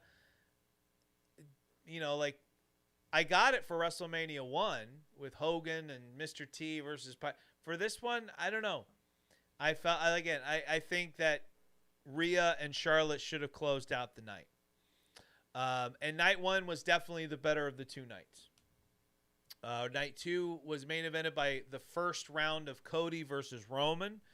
I think a lot of us thought that Cody was walking away and ending the streak of the bloodline. The Usos had just lost the night before, that maybe this is the end of the bloodline. And no, Roman walked away with it. And I think, again, hindsight, it was the right call. It was the right decision long term. Well, they were going on like 3 years or something. The bloodline? Right? Yeah, but I think almost. There was still plenty of stories to tell 2.5 years or something with the bloodline here, and which we obviously got. And the story ended in a much bigger and better way the following year. But 39 was a lot of fun. Let's go with Benny. I want to start with you. Tell me, what are your thoughts on WrestleMania Hollywood and what it makes this must-see, besides looking for me in the crowd? Right. I liked Gunther retaining his IC championship against McIntyre and Sheamus. Good match. Charlotte Flair and Rhea Ripley was actually rated by WWE as the number 16 best match of all time. And John Cena did his very best to elevate Austin Theory. Right. For really opening match of the whole thing, yeah. That was the first time that I remember. that I remember. I've never been in a stadium show before. So in an arena, when the music plays, it has to be a very, very loud ovation to drown out the music. And here, when John Cena's music played, I did not expect the crowd to drown out his music. You could not hear his music for a good minute with the ovation he got right away. And so that was kind of a cool thing to hear. All right, Doc, your turn. Give me your thoughts and opinions on WrestleMania 39. Well, for me, the highlight match is going to be Charlotte and Rhea.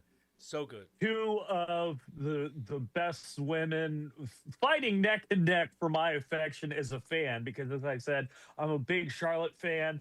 But Rhea Ripley quickly impressed me with her work in NXT, and then seeing her make the crossover and then coming into WrestleMania against Charlotte with the mommy character, as you said. I was there for this match, and I loved how they just both left it all on the mat. A highlight. Gunther, Sheamus, and Drew McIntyre. This was a brutal physical match. I really enjoyed this one. Elevated the IC title, and anytime you have a match that can elevate a title with your quality, very good. Dominic and Ray. Dominic making that heel turn, and we're getting to see what would become the Dirty Dom character, which you would never think that this young kid who Eddie and Ray fought over the paternal rights for would end up being Dirty Dom, one of the best heels to ever do it. Right. I mean, holy cow, give it up for Dominic Mysterio. What a great character he's created. So yeah, this WrestleMania, again, I think it would have been better one night, get all those really, really great matches, and leave the other stuff for Raw and SmackDown, and just 3 hours. 3 hours is about all I've got for a wrestling show, and definitely not over 2 nights. Well, then don't watch AEW. Yeah, I don't. They're the ones that do the marathon pay-per-views now. But anyway, another interesting match, the men's four-team tag team matchup. That was highly entertaining. That was a lot of fun. And then the women's one the next night was underwhelming. I will say the match that I was really looking forward to that really kind of bombed for me, Damage Control. Bayley, Io Sky, and I forget the third person, unfortunately, versus Becky Lynch, Lita, and Trish Stratus. This was night one. It was one of the matches I'm like, oh, this is going to be fun. It's a nostalgic match. You got Trish, you got Lita. I've never seen either one of those two in person before at a Dakota Kai. Thank you, Chris. I've never seen them at an event live before. And so I was very excited for this, and it kind of tanked for me. Like, I don't know.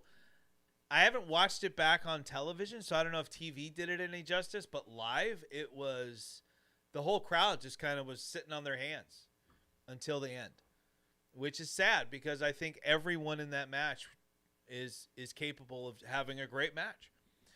But all of them together just did not work. Instead of creating a Porsche, it created a jalopy. So, all right, my dear, what do you got for me on WrestleMania 39 stats and facts before you have to skedaddle depart? You wouldn't know it from this team, but apparently, according to WrestleMania, whatever it is, something.com, Gunther defeating Sheamus and Drew, that was the match of the night. Like, that was the highlight. Of both nights? Of whatever night they were. Oh, night two? Oh, for night two, yeah. Absolutely. Oh, I so agree they were 100%. night two. Though that match was the best match of the night. The way Sheamus and Gunther that whole year elevated each other, I mean, they both owe each other kind of a debt of gratitude. Like, Gunther helped put Sheamus back on the map as a top star, and Sheamus absolutely elevated Gunther to where we see him today. Was there like a time like Logan threw somebody threw the mascot. Oh, so there was a mascot. I forget. My kids knew who it was. It Prime mascot or yeah, something. there was a Prime mascot. Yeah. Logan Paul Like threw his opponent or something. He moved out of the way and put the Prime mascot where he was, who was another YouTuber. Yes. That my kids remember. I don't know who it is. KSI Speed or something. I don't know. No, it wasn't I Show Speed. It was some other guy. And Seth Rollins hits the mascot with a instead of Logan Paul. Yeah. But that was supposedly an accident. That he got thrown through the mascot, and the mascot it ended up knocking it off, and you could see his face or whatever. That was supposed to be an accident. That was not meant to happen. I don't know. But so this WrestleMania broke the all-time. It broke a bunch of stuff. Of course it did, because it's the one I went to. It broke the all-time gate, sponsorship, and merchandise records.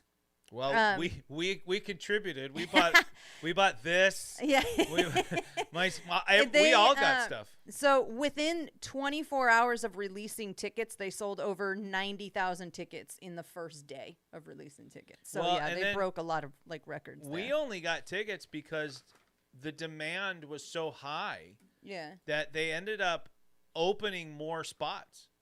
They opened more seating that they were going to block off. And sold them cheap, because we didn't. I mean, it wasn't like the most inexpensive thing, but we didn't pay that much. Well, we didn't pay anything. Well, no, my mom bought it for me, but they weren't that expensive. If I remember, they were only like 20 some bucks. Yeah, it was like it was the only way we could go, because we also then would have to pay to get out there. You know, we got dropped off out in LA at SoFi. And then you came and picked us up, which must have been so much fun for you, because it was torture. It was getting in and out. I was mad. Yeah, we don't need to revisit that. That was a very frustrating moment, 100%. But I was there. We enjoyed it. It took me longer to find you guys. Like, once I was there, it took me longer to get to you guys in the car than it did for me to drive there and back. Like, it was just, I was there more, it was longer rough. Than the drive it took to get there. When you've got almost 100,000 people all leaving a place at the same time. And I didn't even go to the stadium. I was like 3 blocks. I know. We walked. You guys we walked like a mile and a half. To give you a better location. It was so bad. It was still bad. It was not okay. All right. So I'm traumatized clearly from that still. WrestleMania 3, like I said, always has a soft spot in my heart. You can take my camera thing off. I actually can't, because then it's going to ruin my whole setup here. Okay. Well then, we so won't do that. Guys, we're just going to have an empty corner over here. Well, here's what I'll do. I was going to say, put a picture up or something. Yeah, that's what I'm going to do. So I'm going to do this instead. Give me a moment, guys. This is I'll do a little dance. Yeah, for do a little everyone dance while I do this here, because there's only one thing that we could do that will work here for sure, that we should be putting up there, and that is this right here, reminding people that bye everybody. Have fun.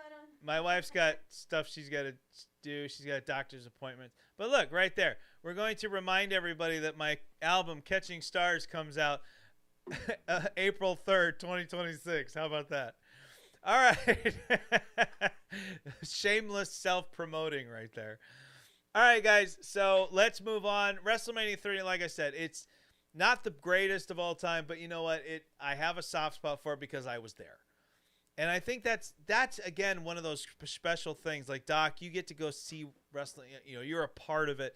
When you're there, it makes whatever you're there to see so much more special. You know, you can watch wrestling all day long, but to go to it and feel it and be a part of it, I'd never felt what WrestleMania was like. To feel WrestleMania is a completely different experience. I've been to big shows. I've been to multiple Elton John shows. I was there for the Goodbye Yellow Brick Road tour. I was there, or Farewell, whatever he called it. I was there for Elton John, Billy Joel. I've seen Aerosmith. I've seen Green Day. I've seen a lot of different shows. Love you. And nothing felt like WrestleMania. Nothing gave me the same feels as WrestleMania did. And to sit around a bunch of strangers you don't know, but you're all in this together and you're having fun. I was sitting just a section over from a bunch of cosplayers dressed as Undertaker, Kane, Macho Man, all these guys. Had my picture taken with the Undertaker one. It was so much fun. So much fun. So that's why I will 39, good or bad, will always have a place in my heart. Doc, you look like you got something to say. Yeah, I got to talk to Jerry the King Lawler once when he was appearing at a convention here in NorCal, and I asked him what his favorite live events were, and he said nothing compares to WrestleMania. In his one match, because he only had one match in a WrestleMania, and it was against Michael Cole.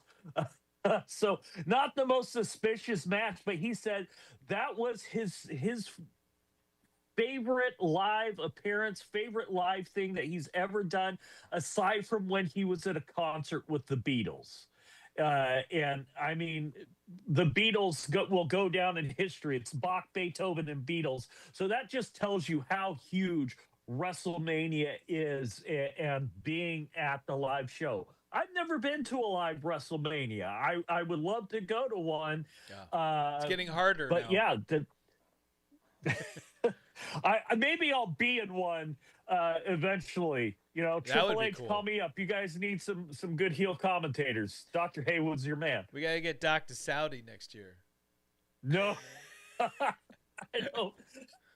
I'll pass on that one.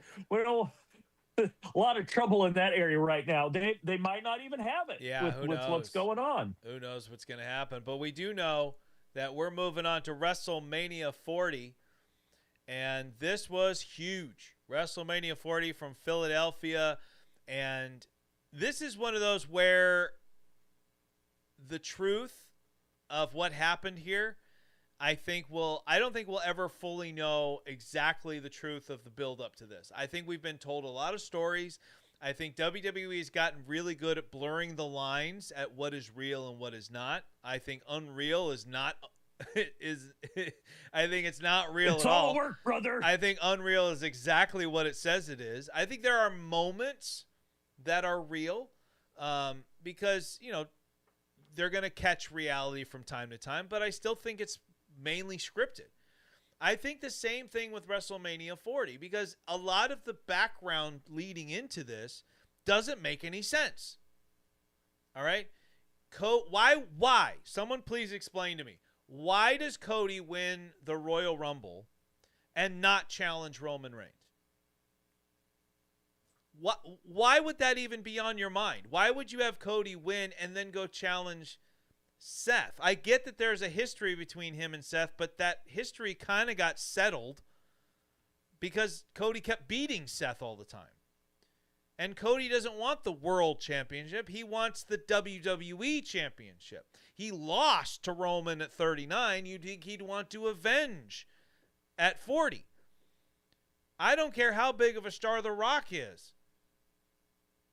The story for me, finishing the story, was Cody Rhodes and Roman. And it needed to happen at the biggest event at WrestleMania 40. And people, they get on, Cody went into business for himself by pointing at Roman. I thought that was natural. I thought that's the way it needed to be.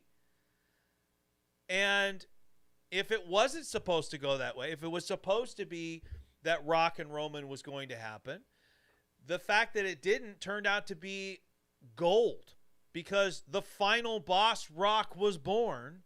And for that time, we got one of my favorite incarnations of The Rock ever, doing his 20-minute social media rants that were epic and just hilarious. The Cody crybabies, all of that stuff was so fun. The ending of WrestleMania 40 is one of the most entertaining 5 minutes in the history of WrestleMania. So it's like, you know, whatever it took to get there was worth it. And we got two pretty decent nights of WrestleMania. This was the first time I felt night 2 elevated night 1. It was big. It was better than night 1. There was some disappointing stuff from WrestleMania 40.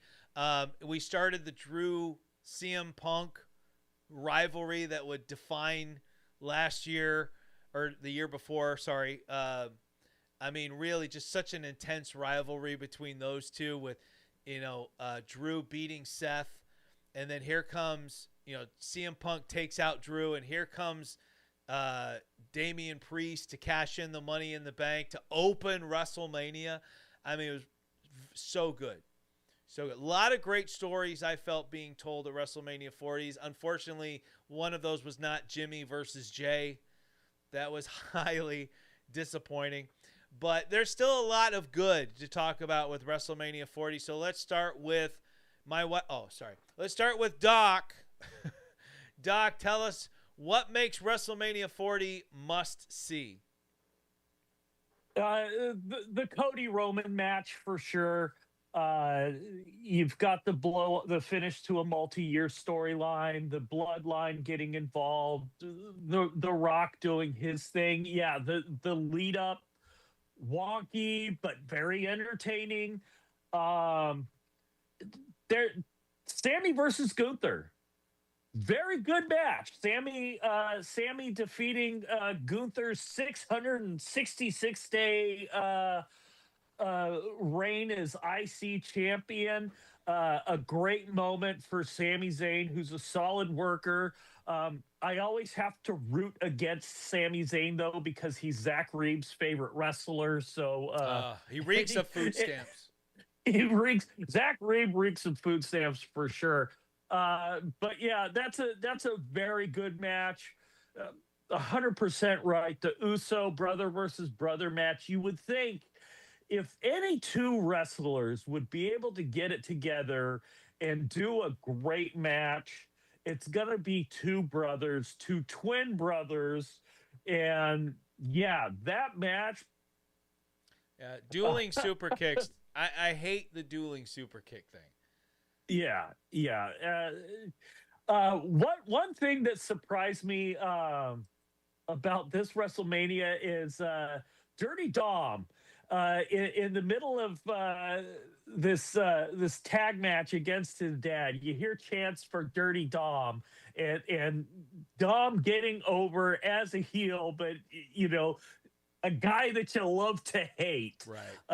So again, props to Dirty Dom and his mullet and that awful mustache. I mean, the guy is just perfect heel, man. Right. I love it. All right, Doc. Let's move on to Benny. Benny, our prognosticator of prognosticators. What stood out of a WrestleMania 40 for you? Once a god with a small g. Well, I have to apologize. I am not a Sami Zayn fan. Sami Zayn is the guy in front of me getting a pretzel and Auntie M's. to go from losing to Johnny Knoxville to beating who I think is arguably the one of the greatest heels ever in Gunther. I just can't wrap my arms around it. And I'll let you guys talk about Cody and the Bloodline, but poor Drew McIntyre.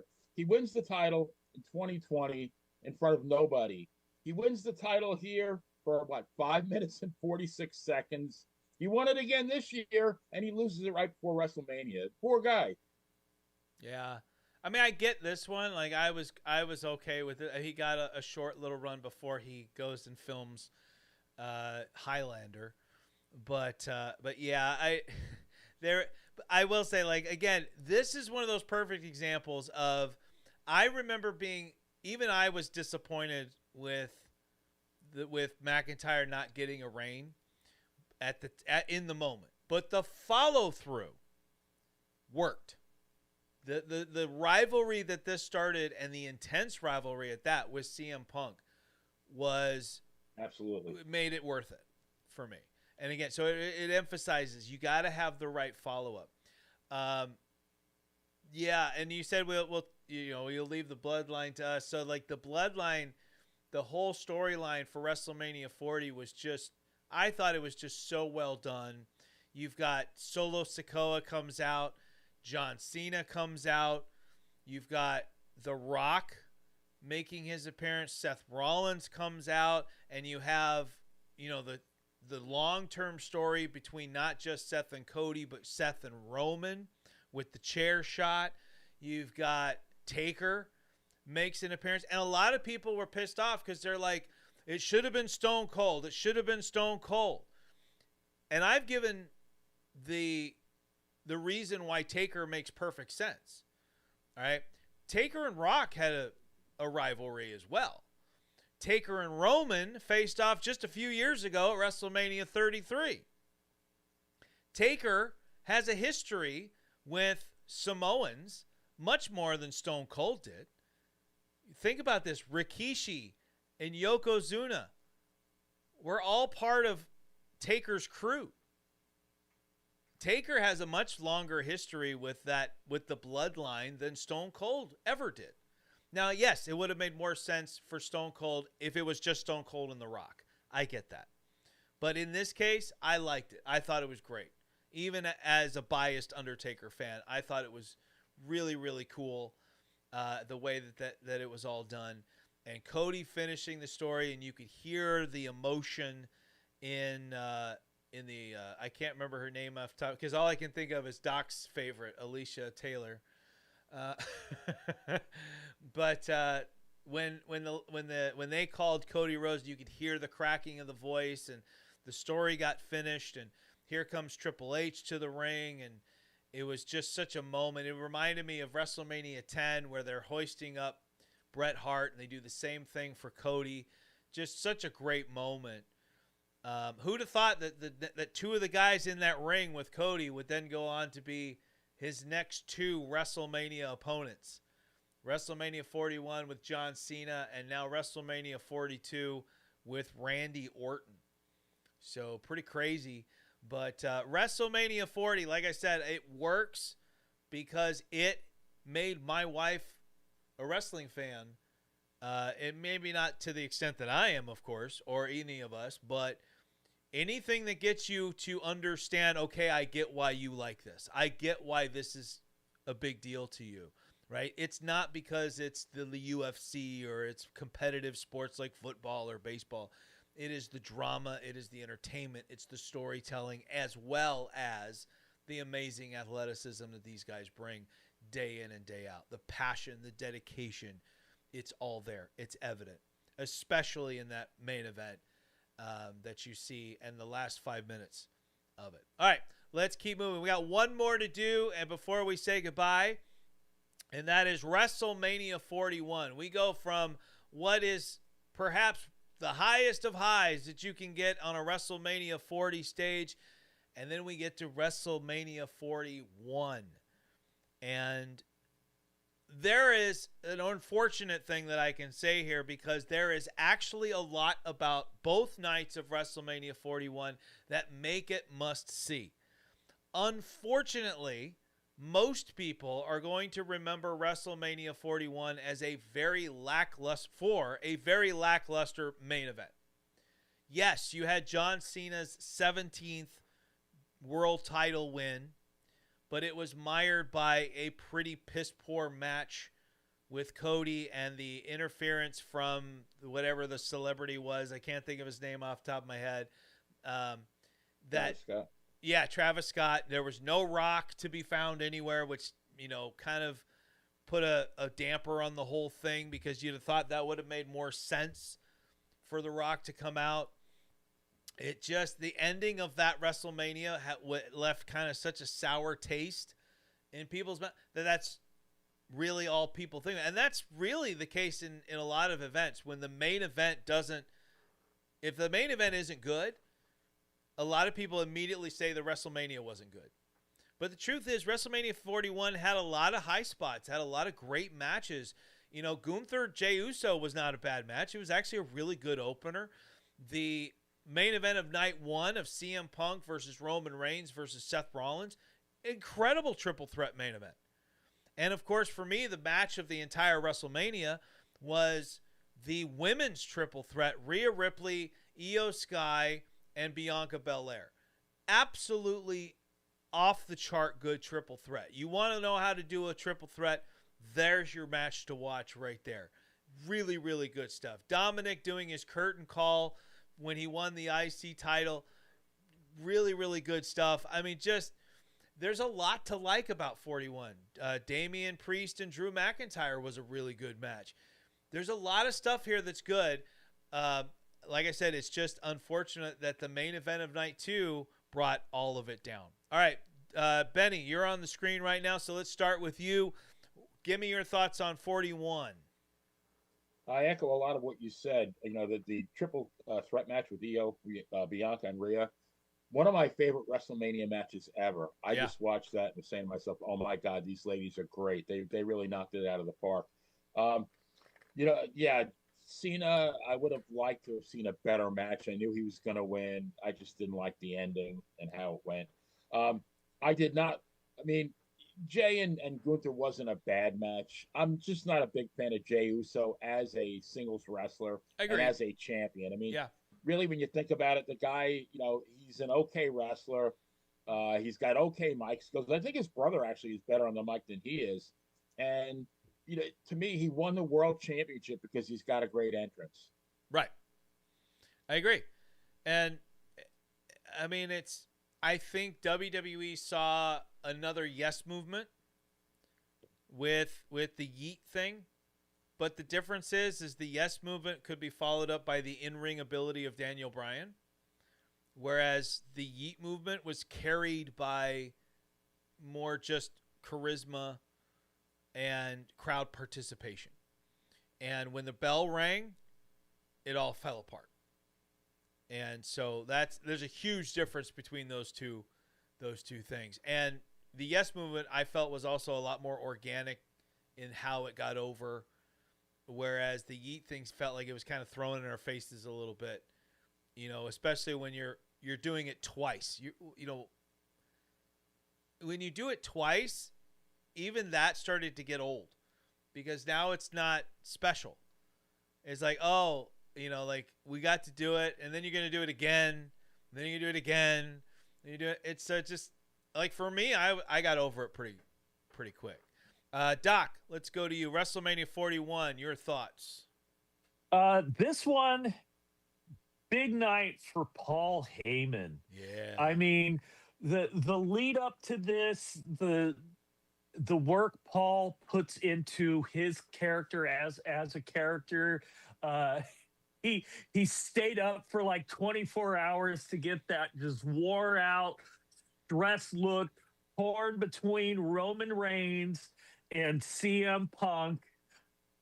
And I mean, for me, it was telegraphed by a mile. It's like, well, what do you do when you're faced with an impossible choice? You choose option number 3, which Paul did, choosing Seth Rollins, betraying, you know, his friend for so many years, right, and his best client.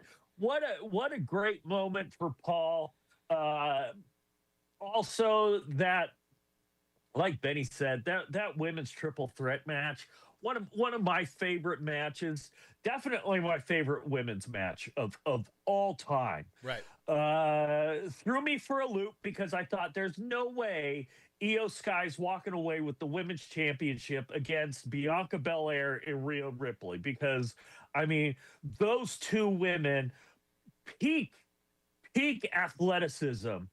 I mean, Bianca Belair really is the EST, and when you add on the hair whip gimmick, which I'm really a fan of, it's like, yes, this is a brilliant move. This is something you know, we've seen with her, but we've never seen anyone else do something like that. And the legit welt she leaves on some of these women when she whips them.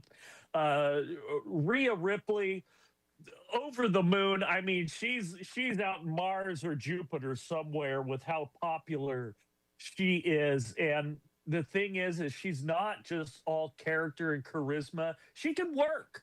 She can deliver in the ring, which is why I'm such a huge fan of hers. So yeah, what a great match that over the moonsault finish by Io Sky So good.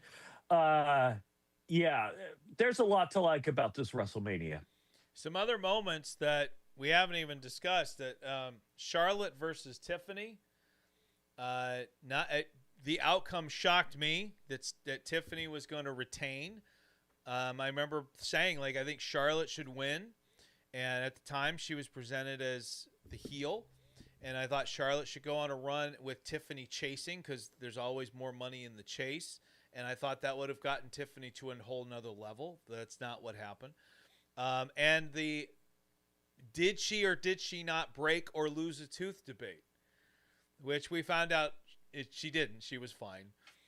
It was all good. Another thing about this WrestleMania, Jade Cargill actually exceeding some expectations with, being in the ring with the right opponent, number one, with somebody help me out because my brain just shut off for a second. It was, she wears the caution tape now. Somebody please, Jimmy Uso's wife. Yes. Yeah. Why can't I think Naomi. of her name? Naomi. There we go. Naomi. Great opponent for Jade Cargill. Thank you. Yeah, Chris Hall throwing it out there too. Naomi. But Jade, you had Naomi, who was a better in-ring competitor, but Jade really doing what she does best in that match. Power. Just pure power. And I thought it was good. You also had the return of Becky Lynch in this one. I feel bad for Bayley, but what a moment when Becky returned at WrestleMania to team up with Lyra Valkyria in that match. I mean, it was a great moment. And one of my favorites, just talking about moments, just fun moments, Randy Orton waiting on his opponent, and here comes Joe Hendry out, and I got such a kick. I had a couple of friends that thought it was just so stupid, and I'm like, dude, guys, this is what pro wrestling. This is why I love pro wrestling. And then you have not only Joe Hendry, but you hit the RKO by Randy Orton. You knew Randy was going over. Randy does the Joe Hendry turn. I mean, it's just fun, and that's the way pro wrestling should give you every emotion that you could possibly want. And usually WrestleMania does that. It gives you you have moments where you're angry, where you're sad, where you're laughing, where you're cheering. That makes pro wrestling the greatest form of entertainment on the planet. It's why when I was trying to think, how can I make the Positively Pat Sims show the best show for me and for my audience? Because it needed to be one thing. We were a variety show for so long. And I was just like, we need to be one thing so people knew what to come to. What's the greatest form of entertainment that I'm passionate about, that I could talk about week in and week out? It's pro wrestling. I can talk pro wrestling till the cows come home. I could have kept this a 4-hour show, to be honest. I could have kept, with the right people or just myself, I can talk pro wrestling all day, every day, right? I don't, to keep my wife's sanity, and because there is only 24 hours in a day and I got a lot to do. I'm a very busy man. I got books to write. I got albums to make. I got other shows to do. I got PCW to watch every Saturday at noon. I've got Benny's show to listen to on WANT radio. There's so much that I have to do, and I still got to make time for my DDPY.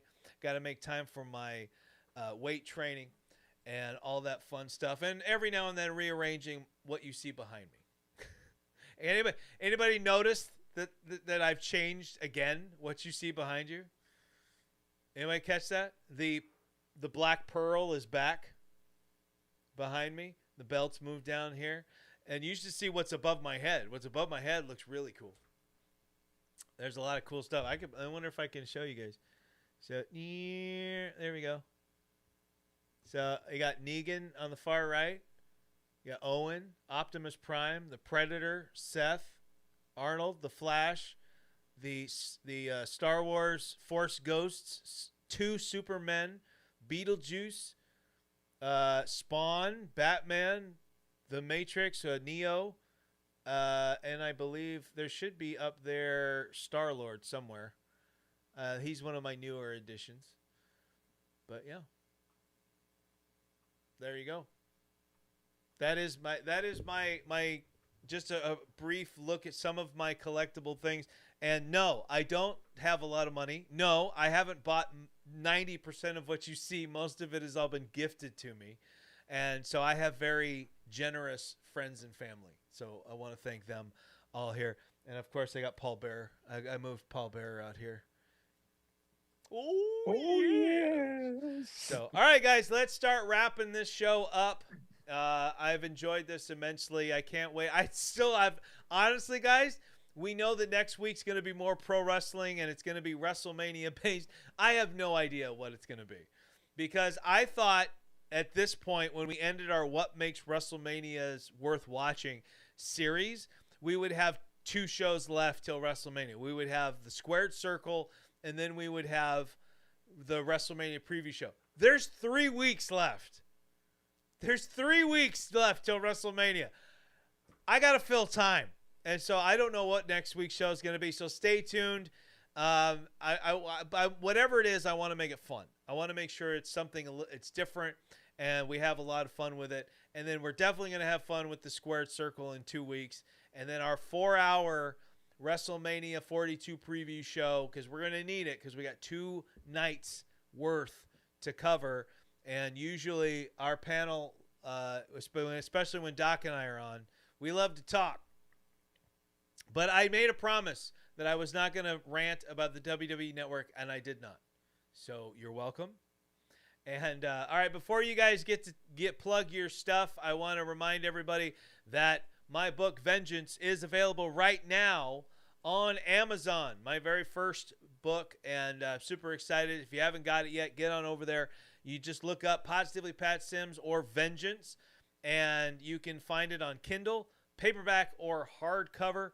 And then, like I said before, Catching Stars, my very first original music album, is going to be available April 3rd, 2026. You can listen to it streaming on Apple Music, Spotify, Amazon Music, and more. You can also buy it on iTunes. Whatever you want to do, please make sure you support that. Hopefully, you'll all enjoy it. All right, now it is time. Doc, you're on the screen, so go ahead. Tell us all about PCW and Limelight. Take it away. Well, you actually get a week off. I get a week off. Oh! There is no PCW Limelight this week. I know. I really don't like it when we don't have a Limelight. We tried to get some footage from a show that we worked with another promotion, but technical difficulties made it impossible to get it out on time and the quality that I like to give you folks. But the next 3 weeks, we are going to have PCW Limelight, including the Shot in the Dark Beat the Clock challenges. The winners of those, they are going to, whoever gets the fastest time is going to enter the 4-way elimination match last. So it's kind of like a little bit of an elimination chamber type deal. The second fastest time entering third. And of course, the slowest 2 times will have to start the match by themselves. We've got a 10-man tag team match coming up, the first one in PCW history.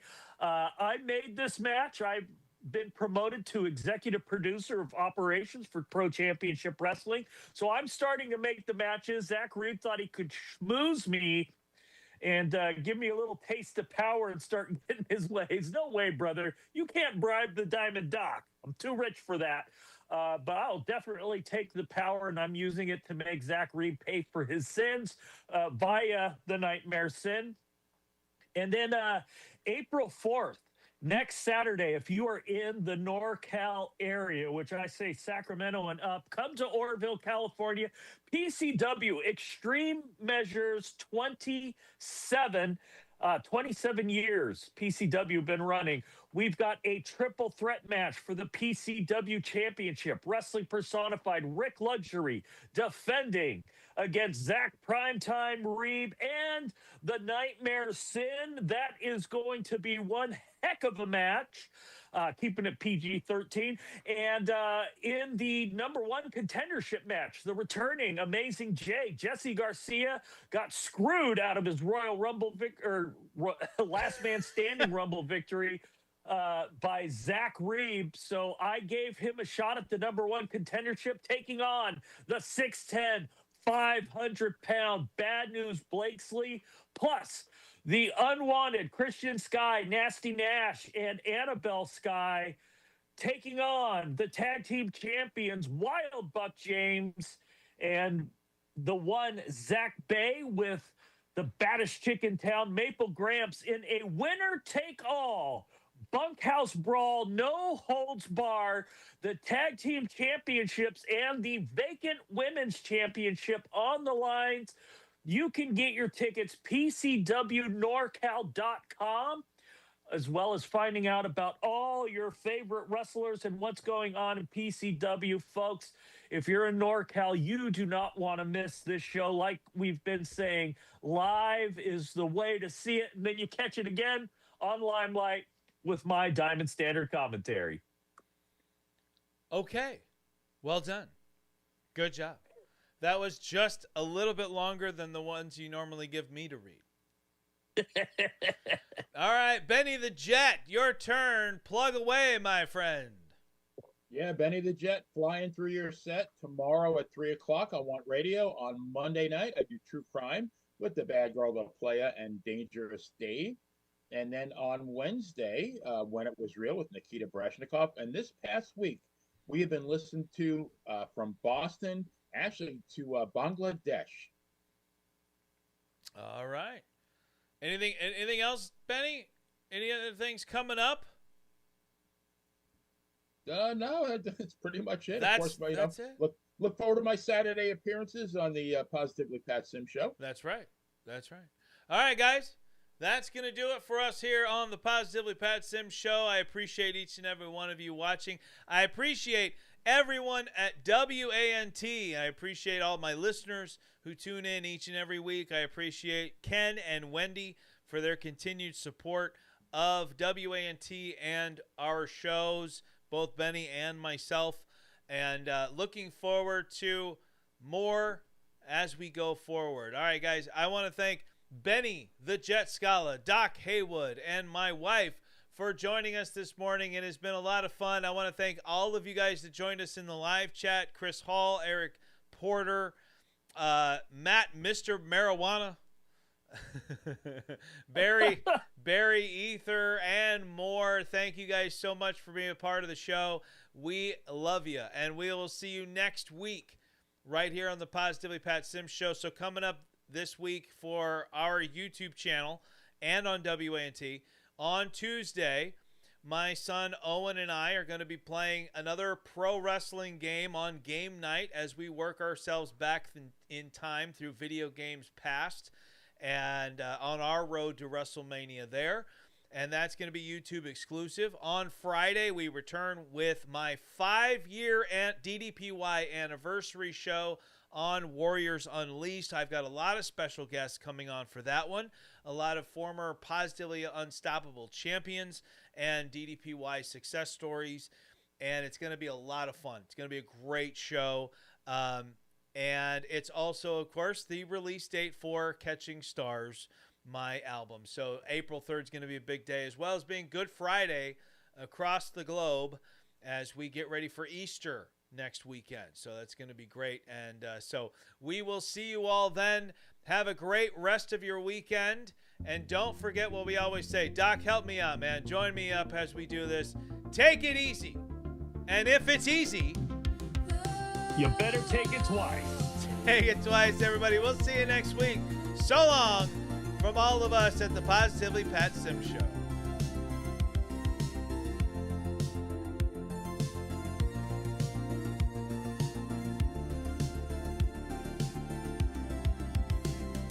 The lights are dim, but the room still hums with the echoes of laughter and the moments we spun. Every honest word is like a stone in a stream. It rippled our dream. And if you ever wonder where I'll be, look to the screen.